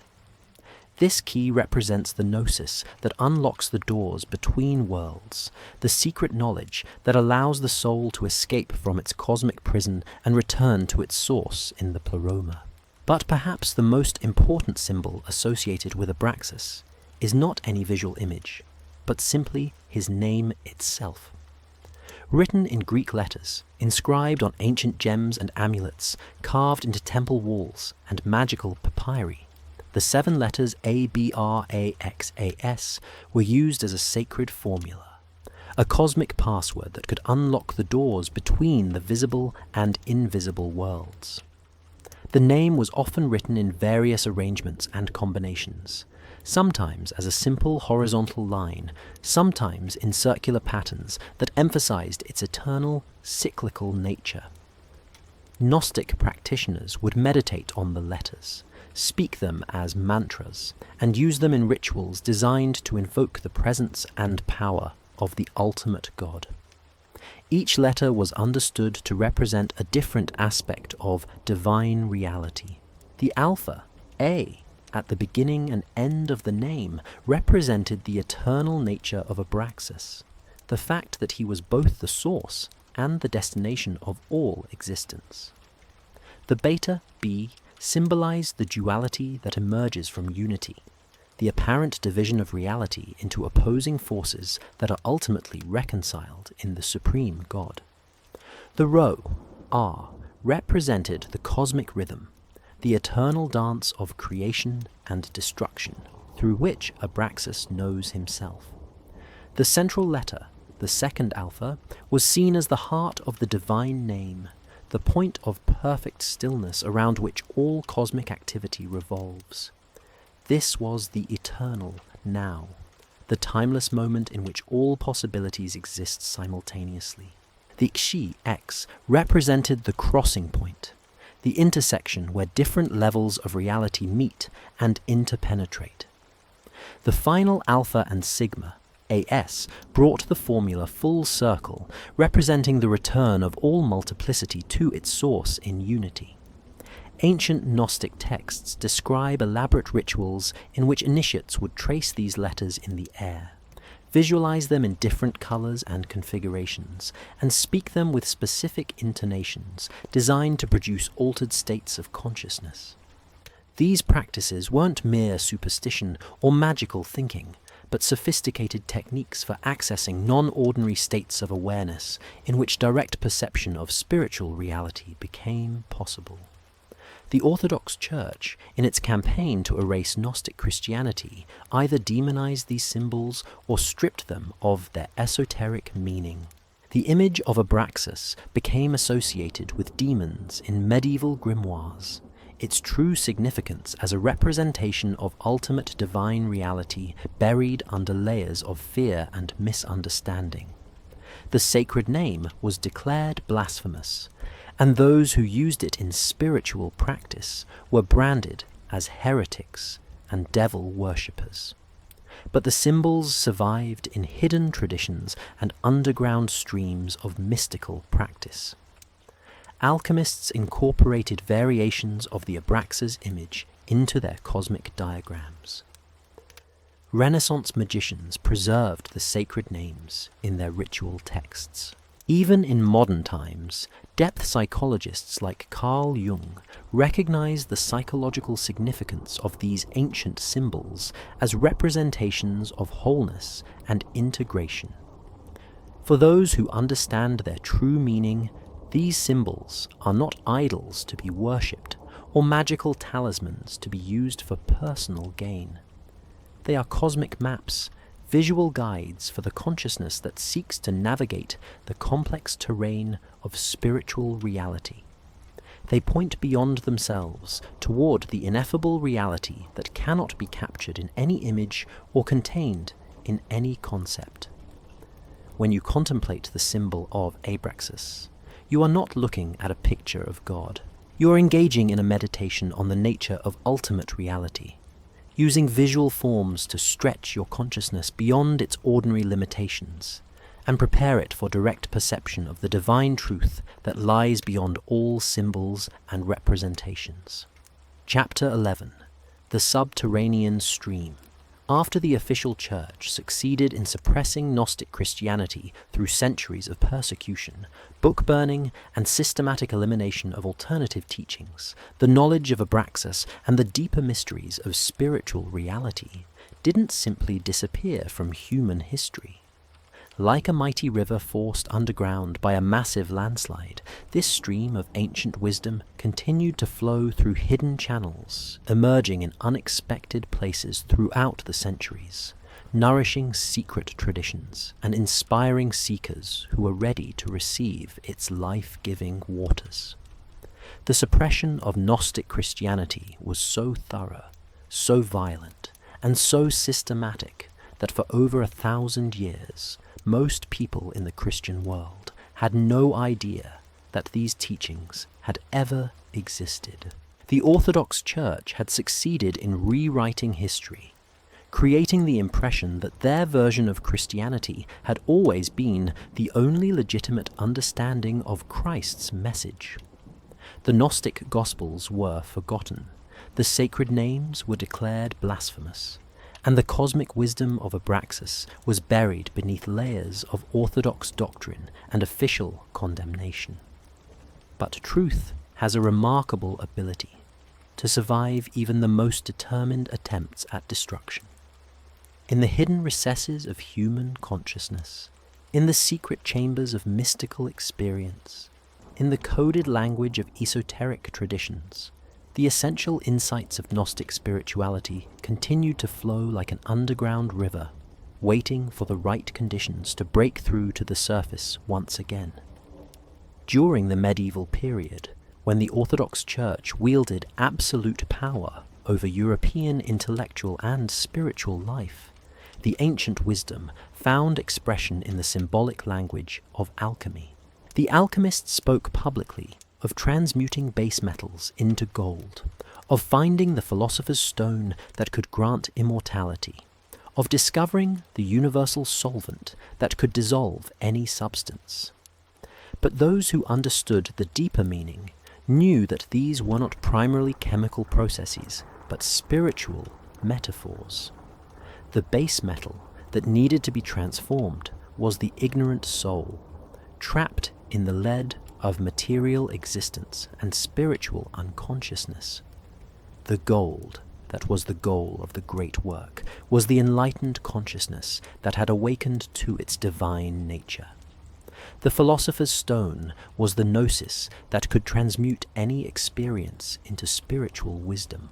The universal solvent was the understanding that all apparent separations and conflicts are illusions when viewed from the perspective of ultimate reality. The mysterious figure that appeared in alchemical texts, sometimes called the Green Man, sometimes referred to as the Hermetic King or the Cosmic Christ, bore striking resemblances to ancient descriptions of Abraxas.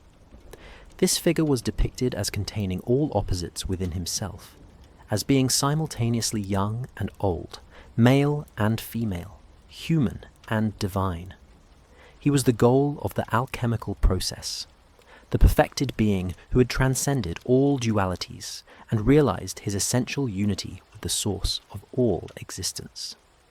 The famous Hermetic axiom, as above, so below, was not just a principle of magical correspondence, but a direct echo of Gnostic teaching about the divine spark within human consciousness.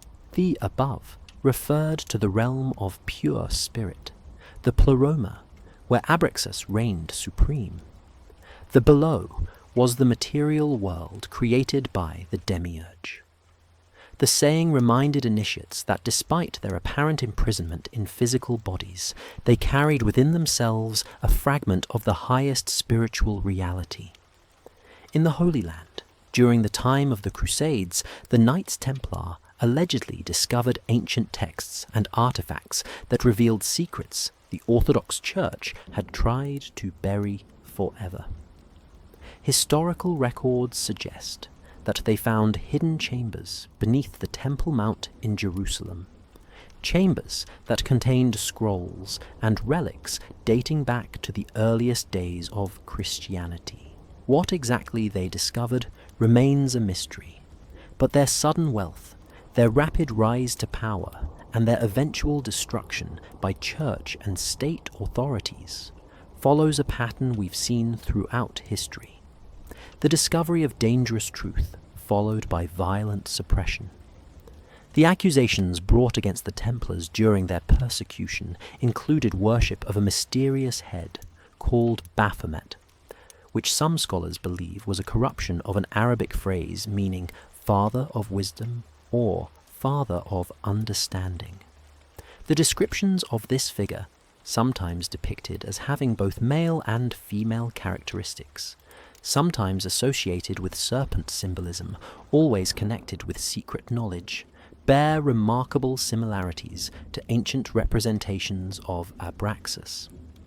The Templars' sudden destruction in the early 14th century was officially justified by claims of heresy, blasphemy, and corruption.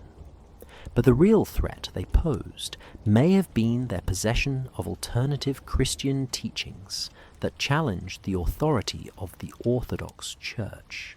Their wealth and military power made them dangerous enough, but their potential knowledge of suppressed spiritual truths made them intolerable to religious authorities who had built their entire system on the claim of exclusive access to divine revelation. In southern France, the Cathars preached a form of Christianity that was remarkably similar to ancient Gnostic teaching. They taught that the material world was inherently corrupt, that the God of the Old Testament was not the true Divine Father, and that salvation came through spiritual purification rather than through church doctrine and ritual. They emphasized the divine nature present within every human soul, and rejected the hierarchical authority of the Roman Church. The Cathars created thriving communities based on principles of spiritual equality, economic cooperation, and devotional practice that emphasized direct personal experience of the divine. They translated religious texts into the common language, allowed women to serve as spiritual teachers, and developed forms of worship that didn't require priestly mediation. In many ways, they represented a revival of the original Gnostic vision of Christianity as a path of personal awakening rather than institutional control. The Catholic Church's response to this theological challenge was swift and brutal. Pope Innocent III launched the Albigensian Crusade in 1209, declaring the Cathars to be the most dangerous heretics who had ever threatened Christian civilization. Over the course of several decades, this internal crusade, resulted in the systematic destruction of Cathar communities, the massacre of tens of thousands of believers, and the complete elimination of their distinctive form of Christianity from European history. The famous command given during the siege of Béziers, "Kill them all, God will know his own," reveals the fanatical determination of Orthodox authorities to eliminate any alternative understanding of Christian truth. The Cathars were not just defeated. They were annihilated so thoroughly that for centuries most people forgot they had ever existed. During the Renaissance, when European scholars began to rediscover ancient texts that had been preserved in Islamic libraries, many of the philosophical and mystical traditions that had influenced early Gnostic thought began to circulate again in Christian Europe. Hermetic writings, Platonic philosophy, Jewish Kabbalah, and other esoteric traditions found new audiences among intellectuals who were hungry for spiritual wisdom that went beyond the simplified doctrines offered by the established church.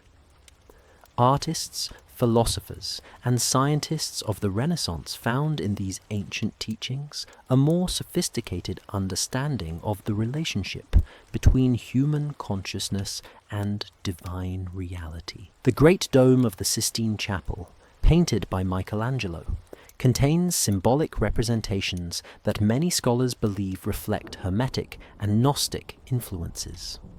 The finger of God touching the finger of Adam is not just an illustration of biblical creation, but a visual representation of the divine spark passing from ultimate reality into human consciousness. Even in the modern era, the underground stream of ancient wisdom has continued to flow.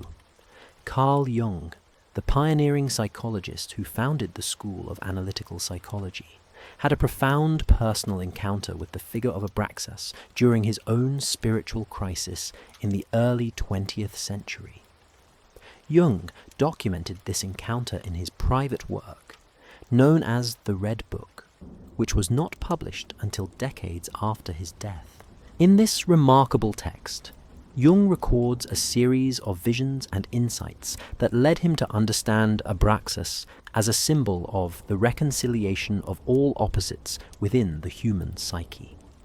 Jung saw that psychological wholeness required integrating not just the positive, acceptable aspects of personality, but also the shadow elements that we prefer to deny or repress. Abraxas, for Jung, represented the totality of human nature, the acceptance of light and darkness as necessary components of complete individuation. Jung's encounter with Abraxas led him to develop many of the concepts that became central to his psychological theory. The collective unconscious, the process of individuation, the integration of opposites, and the archetypal nature of religious symbols. In many ways, Jung's depth psychology can be seen as a modern, scientific validation of ancient Gnostic insights about the nature of human consciousness and its relationship to ultimate reality. The influence of Gnostic thought can also be traced through various mystical and esoteric movements that have emerged in the modern world. Theosophical societies, anthroposophical groups, and other spiritual organizations have preserved and transmitted many of the essential insights of ancient Gnosis, often without explicitly acknowledging their historical sources. Contemporary movements in transpersonal psychology, consciousness research, and spiritual awakening often rediscover principles that were clearly articulated in Gnostic texts nearly 2,000 years ago.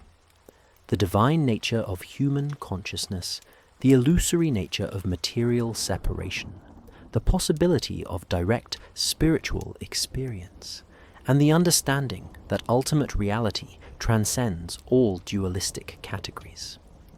Chapter 12. The God in the Mirror. All of this cosmic history, All of these ancient texts and hidden teachings, all of these centuries of suppression and underground transmission, point to a single, startling truth that has the power to transform everything about how you understand yourself and your place in the universe. The divine being you have been seeking outside yourself has been within you all along. The Gnostic path was never about worshipping Abraxas as an external deity somewhere in the distant heavens.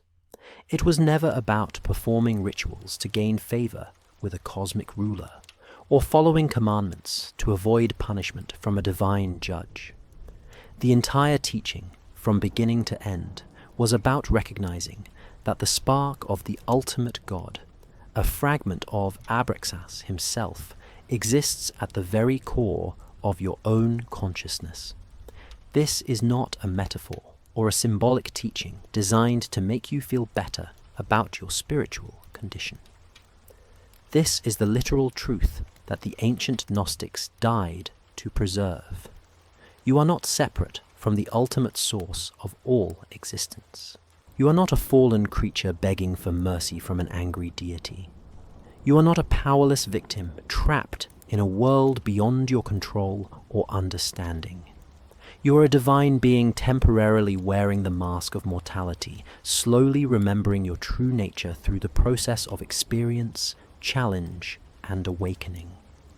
The consciousness that looks out through your eyes, that experiences the world through your senses, that thinks your thoughts and feels your emotions, is not separate from the infinite awareness of Abraxas. It is Abraxas, experiencing himself through the temporary vehicle of your individual life. This understanding changes everything about how you relate to yourself, to other people, to the challenges and opportunities of earthly existence, and to the possibility of spiritual development. You are not seeking to become something you are not. You are remembering something you have always been, but have temporarily forgotten. The traditional concept of sin becomes meaningless in this context. The Gnostic understanding recognizes only one fundamental error, one basic mistake that causes all the suffering and confusion of human existence: ignorance of your own divine nature. The Greek word for this spiritual ignorance is agnosia, the opposite of gnosis.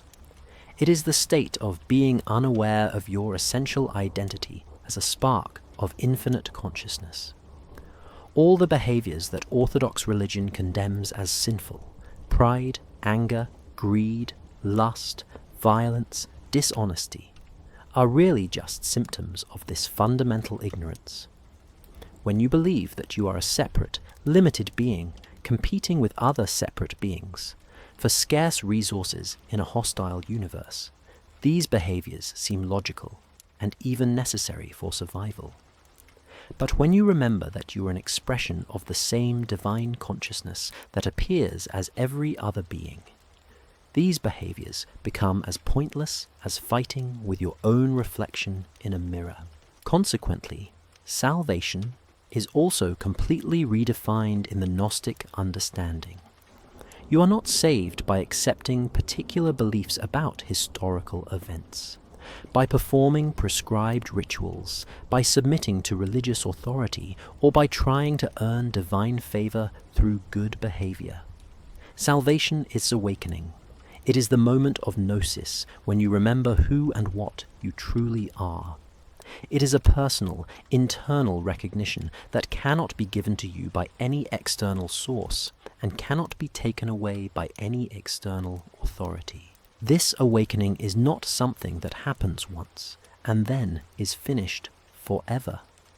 It is an ongoing process of deepening recognition, a gradual clearing away of the layers of conditioning and false belief that have accumulated over a lifetime of identifying with the temporary personality rather than the eternal essence. Each moment of genuine spiritual insight, each experience of transcendent love or wisdom, each recognition of the divine nature in yourself or others is a step in this process of remembering. The divine spark within you is not something you need to develop or create through spiritual practice. It is already perfect, already complete, already connected to the infinite source of all existence. Spiritual practice serves to remove the obstacles to recognizing what is already present, to clear away the mental and emotional static that prevents you from hearing the voice of your own divine nature. This is why the Gnostics emphasized meditation, contemplation, and other forms of inner spiritual work. They understood that the kingdom of heaven was not a place you go to after death, but a state of consciousness you can access right now by turning your attention inward, beyond the constant chatter of thoughts and emotions, to the silent awareness that observes all mental activity without being affected by any of it. That silent observer, that pure awareness that remains unchanged, regardless of what you experience, is not a part or aspect of your personality. It is not something that belongs to you. It is what you actually are, beneath all the layers of identity and conditioning that you have mistaken for your real self. It is the presence of Abraxas within you, the eternal consciousness temporarily experiencing limitation through your human life. When you rest in this awareness, when you identify with this unchanging presence, rather than with the constantly changing contents of your mind, you begin to understand experientially what the Gnostics meant when they spoke of the divine nature within every human being. You realize that the peace, love, and wisdom you have been seeking from external sources have always been available in the depths of your own consciousness. This recognition brings tremendous freedom from the fear-based spirituality that characterizes so much of Orthodox religion. When you know that you carry within yourself a fragment of the ultimate God, you no longer need to live in terror of divine judgment or punishment. When you understand that your true nature is eternal and indestructible, you can face the challenges and uncertainties of mortal existence with courage and equanimity. But this understanding also brings tremendous responsibility. When you recognize that every other person you encounter is also an expression of the same divine consciousness that you are, you can no longer treat others as mere objects for your use or obstacles to your happiness. When you understand that the entire world around you is a manifestation of the same creative intelligence that appears as your own awareness, you begin to see your role as a conscious participant in the cosmic process of divine self-discovery. The Gnostic who has truly understood the nature of Abraxas lives with a profound sense of both humility and empowerment. Humility, because you recognize that everything you experience is a gift from the infinite source, that your individual personality is a temporary wave on the ocean of cosmic consciousness. Empowerment, because you know that the creative power of the universe flows through you, that your thoughts, words, and actions have the potential to either increase or decrease the total amount of love, wisdom, and beauty in the world. Chapter 13. The Prayer That Goes Unanswered. Traditional prayer, as taught in Orthodox churches throughout the Christian world, is based on a fundamental misunderstanding of your relationship with the divine that actually reinforces the very spiritual bondage it claims to address. When you kneel down in supplication and ask an external God to intervene in your life, to change your circumstances, to grant your requests, or heal your suffering, you are unknowingly participating in the cosmic deception that keeps human consciousness trapped in ignorance of its true nature. This kind of prayer assumes that you are separate from God, that you are powerless to affect your own spiritual condition, and that divine intervention must come from outside yourself through the arbitrary will of an external deity. It treats the divine as a cosmic vending machine. Insert enough faith, humility, and proper religious behavior, and hopefully you'll receive what you want. When these prayers seem to go unanswered, as they so often do, believers are left feeling abandoned, rejected, or guilty for not having sufficient faith. But the Gnostics understood why these traditional prayers so often fail to produce the desired results. You are praying to the wrong God. When you petition the external deity of Orthodox religion, when you appeal to the father figure who sits on a throne in heaven dispensing rewards and punishments according to his inscrutable will, you are actually addressing the Demiurge, the false creator who wants to keep you in a state of dependence and spiritual infancy. This entity feeds on worship and obedience. Your prayers of petition actually strengthen his hold over your consciousness by confirming your belief in your own powerlessness and your need for external salvation. Every time you beg for intervention from outside yourself, you reinforce the illusion that you are separate from the source of all power, and that your spiritual welfare depends on the whims of a capricious deity. The Demiurge may occasionally grant some of these petitionary prayers, not out of love or compassion, but to maintain the system of dependency that keeps human souls under his control. A few answered prayers create hope and encouragement that lead to more prayers, more dependence, more reinforcement of the basic illusion of separation.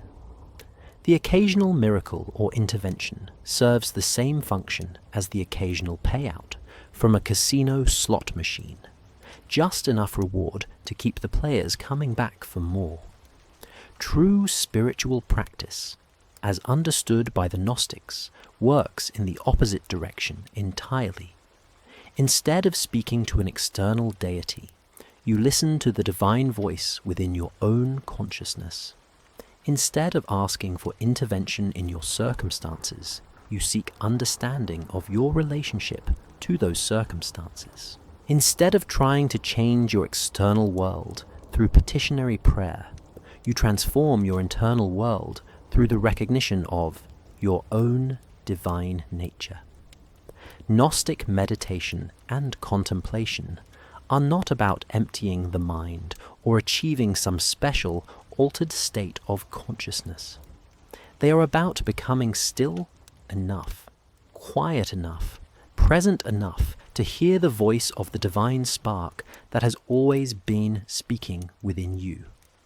This voice is not the chattering commentary of your thinking mind, not the emotional reactions of your personality, not the desires and fears of your ego. It is the silent awareness that observes all of these mental phenomena without being caught up in their drama. This inner divine presence does not speak in words or give specific instructions about what to do in particular situations. It communicates through a quality of knowing that transcends intellectual understanding, a sense of rightness or alignment that emerges when you are connected to your true spiritual nature. It manifests as love without object, peace without condition, wisdom without content, the natural qualities of consciousness when it is not identified with the limitations of the thinking mind. In this state of inner listening, you begin to understand that you already have access to everything you were seeking through petitionary prayer. The power you are asking God to exercise on your behalf is already present within your own consciousness. The love you are hoping to receive from a divine source is already flowing through the core of your being. The wisdom you are requesting from an external authority is already available in the depths of your own awareness. This doesn't mean that you become your own God in the sense of developing a grandiose ego, or believing that your personal will should control all circumstances. Rather, It means recognizing that the God you are seeking outside yourself has always been present as the deepest truth of your own being. The power, love, and wisdom of Abraxas are not distant divine qualities that might occasionally be shared with deserving supplicants. They are the essential nature of your own consciousness when it is not obscured by false identification with the temporary personality. True spiritual practice becomes a process of removing obstacles to the recognition of what is already present, rather than trying to acquire something that is absent. Instead of asking for divine intervention, you ask for divine understanding. Instead of requesting changes in your external circumstances, you seek insight into the spiritual purpose that those circumstances might serve. Instead of begging for relief from suffering, you look for the wisdom that suffering might be trying to teach. This shift in spiritual orientation brings profound changes in how you relate to the challenges and opportunities of daily life. Instead of feeling like a victim of circumstances beyond your control, you begin to see yourself as a conscious participant in a cosmic process of learning and awakening. Instead of waiting for external salvation, you take responsibility for your own spiritual development. Instead of hoping that God will solve your problems, you look for ways that your problems might be invitations to discover deeper levels of strength, wisdom, and compassion within yourself. The prayers that emerge from this understanding are not petitions, but expressions of gratitude, wonder, and recognition. You don't ask for things to be different. You give thanks for the opportunity to experience whatever is present as a manifestation of divine creativity. You don't beg for special treatment. You celebrate your participation in the infinite dance of consciousness, knowing itself through countless forms and expressions. When you pray from this level of understanding, every prayer is automatically answered because you are not asking for anything outside your true nature. You are simply recognizing and affirming what is already present. You are not trying to manipulate external circumstances to match your preferences. You are aligning your awareness with the deeper spiritual reality that underlies all apparent circumstances.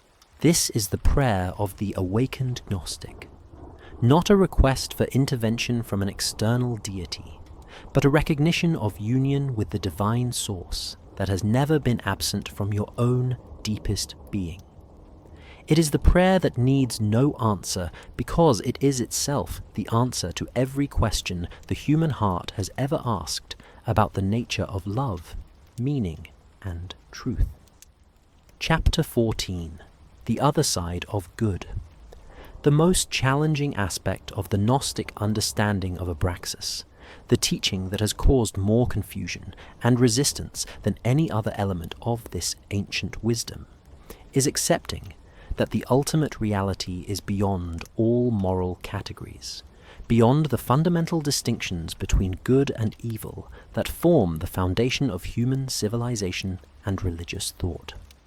This is the final prison wall that must be dissolved, the deepest and most sophisticated program of the Demiurge that must be recognized and transcended if true spiritual liberation is to be achieved. Human society, from its earliest beginnings to its most advanced expressions, is built upon the foundation of moral duality. Good versus evil, light versus darkness, order versus chaos, righteousness versus sin, virtue versus vice. These opposing categories provide the basic framework within which we organize our understanding of existence, our legal systems, our religious teachings, and our personal moral choices. Every law, every ethical principle, every religious commandment, every social institution depends on this fundamental division of reality into forces that should be promoted and supported versus forces that should be resisted and eliminated. We teach our children to choose good over evil. We structure our governments to reward virtue and punish vice, and we base our religious practices on the assumption that some thoughts, feelings, and actions bring us closer to God, while others separate us from divine favor. But the Gnostics understood that this very dualistic thinking, this mental habit of dividing reality into opposing moral camps, was actually the most sophisticated trap that the Demiurge had ever devised.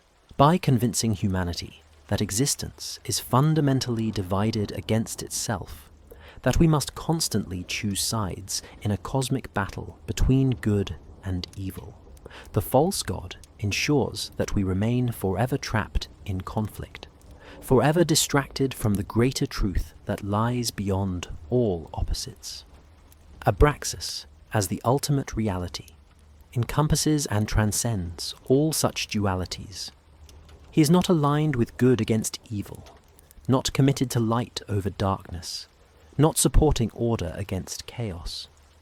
He is the source and ground of all opposites, the creative principle that manifests itself through every possible expression of existence, regardless of how we might judge or categorize those expressions. This means that Abraxas is present equally in what we call salvation and what we call damnation, in what we experience as pleasure and what we suffer as pain, in what we celebrate as virtue and what we condemn as vice. He is the life force that animates both the saint and the sinner, the creative energy that flows through both the healer and the destroyer, the consciousness that experiences itself through both the lover and the murderer. This is not a teaching that endorses evil or encourages immoral behavior. It is not a philosophy that claims all actions are equivalent or that moral distinctions are meaningless. Rather, it is a recognition that from the perspective of ultimate reality, all experiences serve the cosmic purpose of divine self-discovery. All possibilities must be explored for consciousness to know itself completely, and all apparent opposites are temporary waves on the surface of an infinite ocean of being. Consider the role that struggle, conflict, and even suffering play in the process of spiritual development. Without darkness, we could never appreciate light. Without experiencing loss, we could never value what we have. Without facing our own capacity for selfishness and cruelty, we could never develop genuine compassion and wisdom. Without encountering the forces that challenge and threaten us, we could never discover our own inner strength and resilience. The experiences that we label as evil or negative often serve as the most powerful catalysts for spiritual growth. The person who has never faced serious adversity may remain spiritually superficial and emotionally immature. The individual who has never confronted their own shadow aspects may live in a kind of artificial innocence that prevents genuine self-knowledge. The soul that has never been tested by real temptation may never develop the moral strength that comes only through conscious choice under pressure. From this perspective, the forces that oppose, challenge, and even harm us are not enemies to be destroyed, but teachers helping us to grow stronger, wiser, and more compassionate. They are aspects of Abraxas playing the necessary role of resistance that gives weight to our choices and meaning to our victories. Without these challenging forces, spiritual development would be impossible, because there would be no obstacles to overcome, no tests to pass, no opportunities to demonstrate our commitment to higher values. This understanding brings a kind of cosmic humor to the spiritual path. The awakened Gnostic sees through the grand drama of good versus evil, while still participating in it, where necessary for their own growth or service to others. They understand that both the forces of construction and the forces of destruction both the impulses toward love and the temptations toward hatred, both the movements toward unity and the tendencies toward separation, are all expressions of the same underlying creative intelligence exploring the full range of possible experiences. This doesn't mean becoming passive or indifferent to moral questions.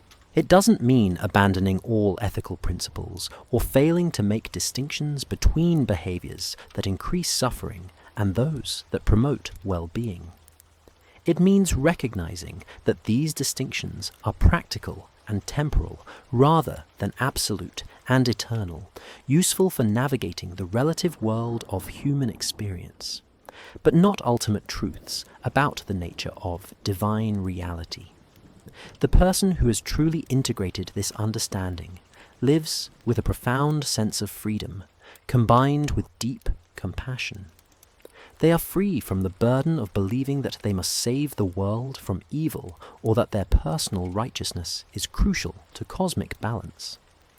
They understand that the universe is already perfect as it is, that every experience serves the ultimate purpose of divine self-knowledge, and that their role is to participate consciously and lovingly in whatever unfolds, rather than to control or manipulate outcomes according to their limited perspective.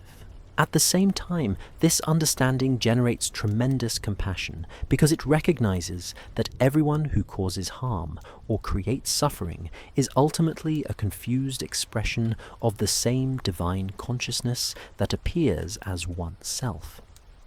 The person you might condemn as evil is actually Abraxas experiencing himself through the lens of ignorance, fear, and separation. Their harmful actions come not from some inherent wickedness, but from a temporary forgetting of their true divine nature. This compassionate understanding doesn't prevent appropriate responses to harmful behavior, protecting the innocent, establishing boundaries, seeking justice, or working to transform destructive patterns. But these responses arise from wisdom and love, rather than from hatred and fear. They are motivated by a desire to help all beings remember their divine nature, rather than by a need to punish those who have forgotten it. The ultimate teaching about the other side of good is that there is no other side. There is only Abraxas, experiencing himself through the infinite variety of forms and expressions that we call existence. The apparent battle between good and evil is like a play performed for the entertainment and education of divine consciousness, complete with heroes and villains, triumph and tragedy, justice and injustice. The actors may forget temporarily that they are all playing roles written by the same cosmic playwright, but the author never loses sight of the fact that all the characters, regardless of their apparent moral status, are expressions of his own creative imagination. When you fully understand this teaching, you transcend the need to judge others, or even to judge yourself according to conventional moral categories. You recognize that you are here to experience, to learn, to grow, and to serve the cosmic process of divine awakening through whatever role life has given you to play. Whether that role appears from the outside to be heroic or villainous, saintly or sinful, successful or failed, is ultimately less important than how consciously and lovingly you inhabit whatever circumstances you find yourself in. This is the final freedom that Abraxas offers. Liberation not just from the false god who rules through fear and moral manipulation, but from the entire dualistic framework that keeps consciousness trapped in the illusion of separation and conflict. Beyond good and evil lies the realm of pure being, pure love, pure consciousness that contains all possibilities and judges none of them. This is your true home, your ultimate identity, your eternal refuge that no external circumstance can touch or threaten. Chapter 15. The Choice of the Gnostic. Now you have received the forbidden knowledge. You have heard the secrets that powerful men tried to bury beneath centuries of orthodox doctrine and official condemnation. You know about the Demiurge, who poses as the true God, while keeping humanity trapped in spiritual ignorance. You understand the cosmic role of Abraxas as the ultimate reality that encompasses and transcends all dualities. You have learned that Christ came not to establish another religion, but to awaken human souls to their own divine nature. The question that faces you now is the same question that has confronted every person who has encountered these teachings throughout history. What will you do with this knowledge? You stand at the same crossroads that faced the disciples when Jesus revealed the deeper mysteries to his inner circle, the same choice that confronted the early Gnostic communities when they had to decide whether to preserve or abandon their dangerous teachings, the same decision that has challenged every seeker who has glimpsed the truth behind the veil of conventional religion. You can dismiss what you have heard as an interesting story, a curious footnote to religious history with no practical relevance to your daily life. You can file these ideas away as intellectual curiosities, fascinating perhaps, but not something that requires any fundamental change in how you understand yourself or your relationship to spiritual reality. You can return to the comfortable certainties of orthodox belief, where external authorities tell you what to think and how to worship, where salvation is something that happens to you rather than something you must achieve through your own inner work. Chapter 15. The Choice of the Gnostic, continued. This choice would be understandable. The path of conventional religion is easier in many ways because it requires less personal responsibility, less inner questioning, less willingness to stand alone against the opinions of the majority. The orthodox path provides clear rules to follow, established rituals to perform, and the assurance that if you comply with the requirements, your spiritual welfare will be taken care of by higher authorities. But once you have heard these teachings, once you have been exposed to the possibility that everything you were taught about God, salvation, and the nature of spiritual reality might be based on fundamental deceptions, can you really return to unconscious acceptance of orthodox doctrine? Can you unknow what you now know? Can you close your eyes to the contradictions and inconsistencies that these teachings help explain? The alternative is to take the much more difficult and dangerous path of the awakening Gnostic. This path requires you to question every religious assumption you were raised with, to examine every belief system for signs of the Demiurge's influence, to develop your own direct relationship with the divine spark within your consciousness, rather than relying on external religious authorities to mediate your connection to ultimate reality. The Gnostic way demands intellectual honesty of the highest order. You must be willing to follow the evidence wherever it leads, even if it challenges beliefs that you have held sacred since childhood. You must be prepared to discover that some of your most cherished assumptions about the nature of existence, the meaning of life, and the purpose of spiritual practice may be based on the elaborate deceptions of the false god, rather than on ultimate truth. This path requires tremendous courage, because it often means standing alone against the consensus of your family, your community, and your culture. The Gnostic who truly understands these teachings cannot simply go through the motions of conventional religious observance without feeling like a hypocrite. They cannot participate in worship of the Demiurge without experiencing inner conflict. They cannot accept religious teachings that contradict their direct spiritual experience without compromising their integrity. But this path also offers something that Orthodox religion can never provide: genuine spiritual freedom. When you realize that the divine spark within you is connected to the ultimate source of all existence, you no longer need to live in fear of divine judgment, eternal punishment, or spiritual rejection. When you understand that your true nature is immortal and indestructible, you can face the challenges and uncertainties of mortal existence with courage and equanimity. The awakened Gnostic lives with a profound sense of purpose that comes not from following external commands, but from conscious participation in the cosmic process of divine self-discovery. Every experience becomes an opportunity for spiritual growth. Every relationship becomes a chance to recognize the divine nature in another being. Every challenge becomes an invitation to discover deeper levels of strength and wisdom within yourself.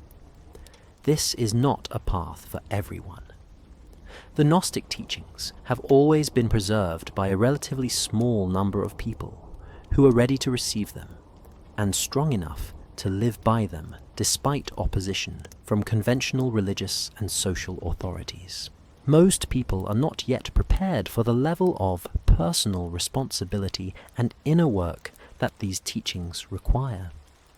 But for those who are ready, for those who have already begun to question the adequacy of orthodox religion to address the deepest questions of human existence, for those who have sensed that there must be more to spiritual reality than what they have been taught in conventional churches, these teachings offer a path of genuine liberation and authentic spiritual development. The choice you make about these teachings will affect not just your own spiritual future, but your role in the larger cosmic drama that is playing out through human history. If you choose the path of Gnostic awakening, you become part of the underground stream of consciousness that has preserved and transmitted these teachings through centuries of suppression. You become a carrier of the divine spark that refuses to be extinguished by the forces of ignorance and spiritual tyranny. You don't need to become a teacher or missionary for these ideas. You don't need to try to convince others or argue against their religious beliefs. The most powerful way to serve the cause of spiritual awakening is simply to embody these truths in your own life, to live from the recognition of your divine nature, to treat others as expressions of the same cosmic consciousness that appears as yourself.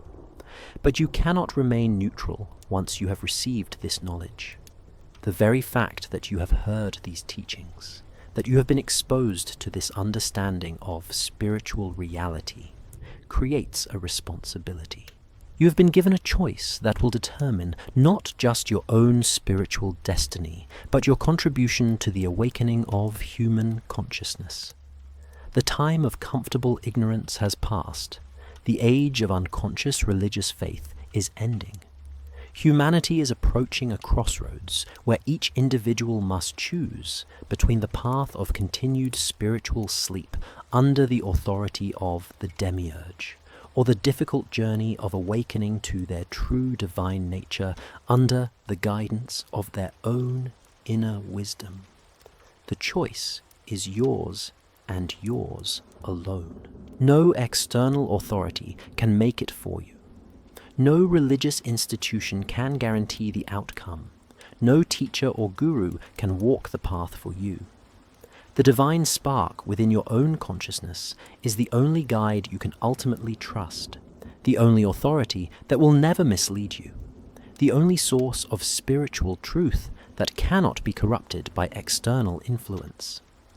Abraxas does not demand your allegiance or threaten punishment if you reject these teachings. The ultimate reality is not diminished by your belief or disbelief, not affected by your acceptance or rejection, but your own experience of existence, your own spiritual development, your own contribution to the cosmic process of divine awakening can be transformed by recognizing and living from the divine nature that has always been present within you. The forbidden knowledge has been shared. The ancient secret has been told. The choice of the Gnostic now lies before you, waiting for your decision. Chapter 16. The Sleep of Remembering. Now, as your eyes grow heavy and your body settles into the comfortable embrace of rest, let all the complex theories and historical controversies we have discussed tonight gently fade into the background of your awareness. Allow your mind to release its grip on the theological arguments, the ancient texts, the cosmic hierarchies, and the spiritual battles that have filled our conversation. What remains?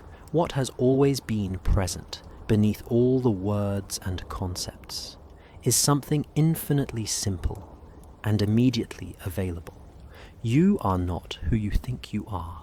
Beneath the personality that bears your name, beneath the thoughts and emotions that flow through your daily awareness, beneath even the beliefs and opinions that define your sense of self, there exists something far more magnificent than any identity you have ever claimed as your own.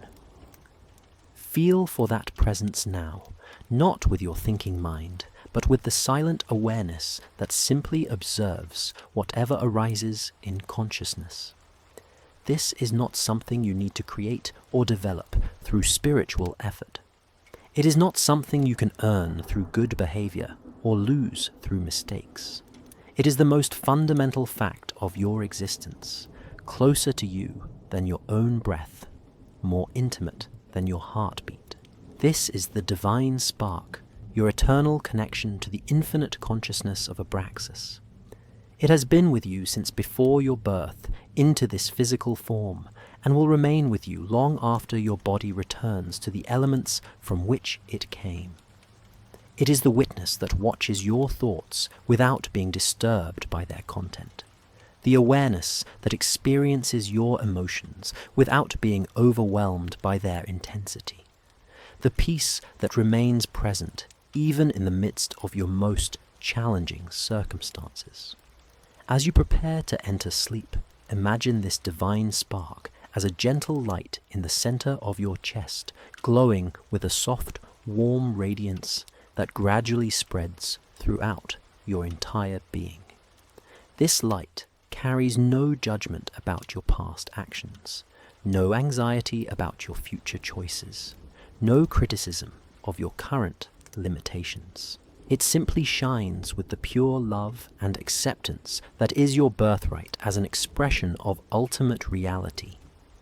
Feel this light expanding beyond the boundaries of your physical body, connecting you to the same divine essence that appears as every other conscious being.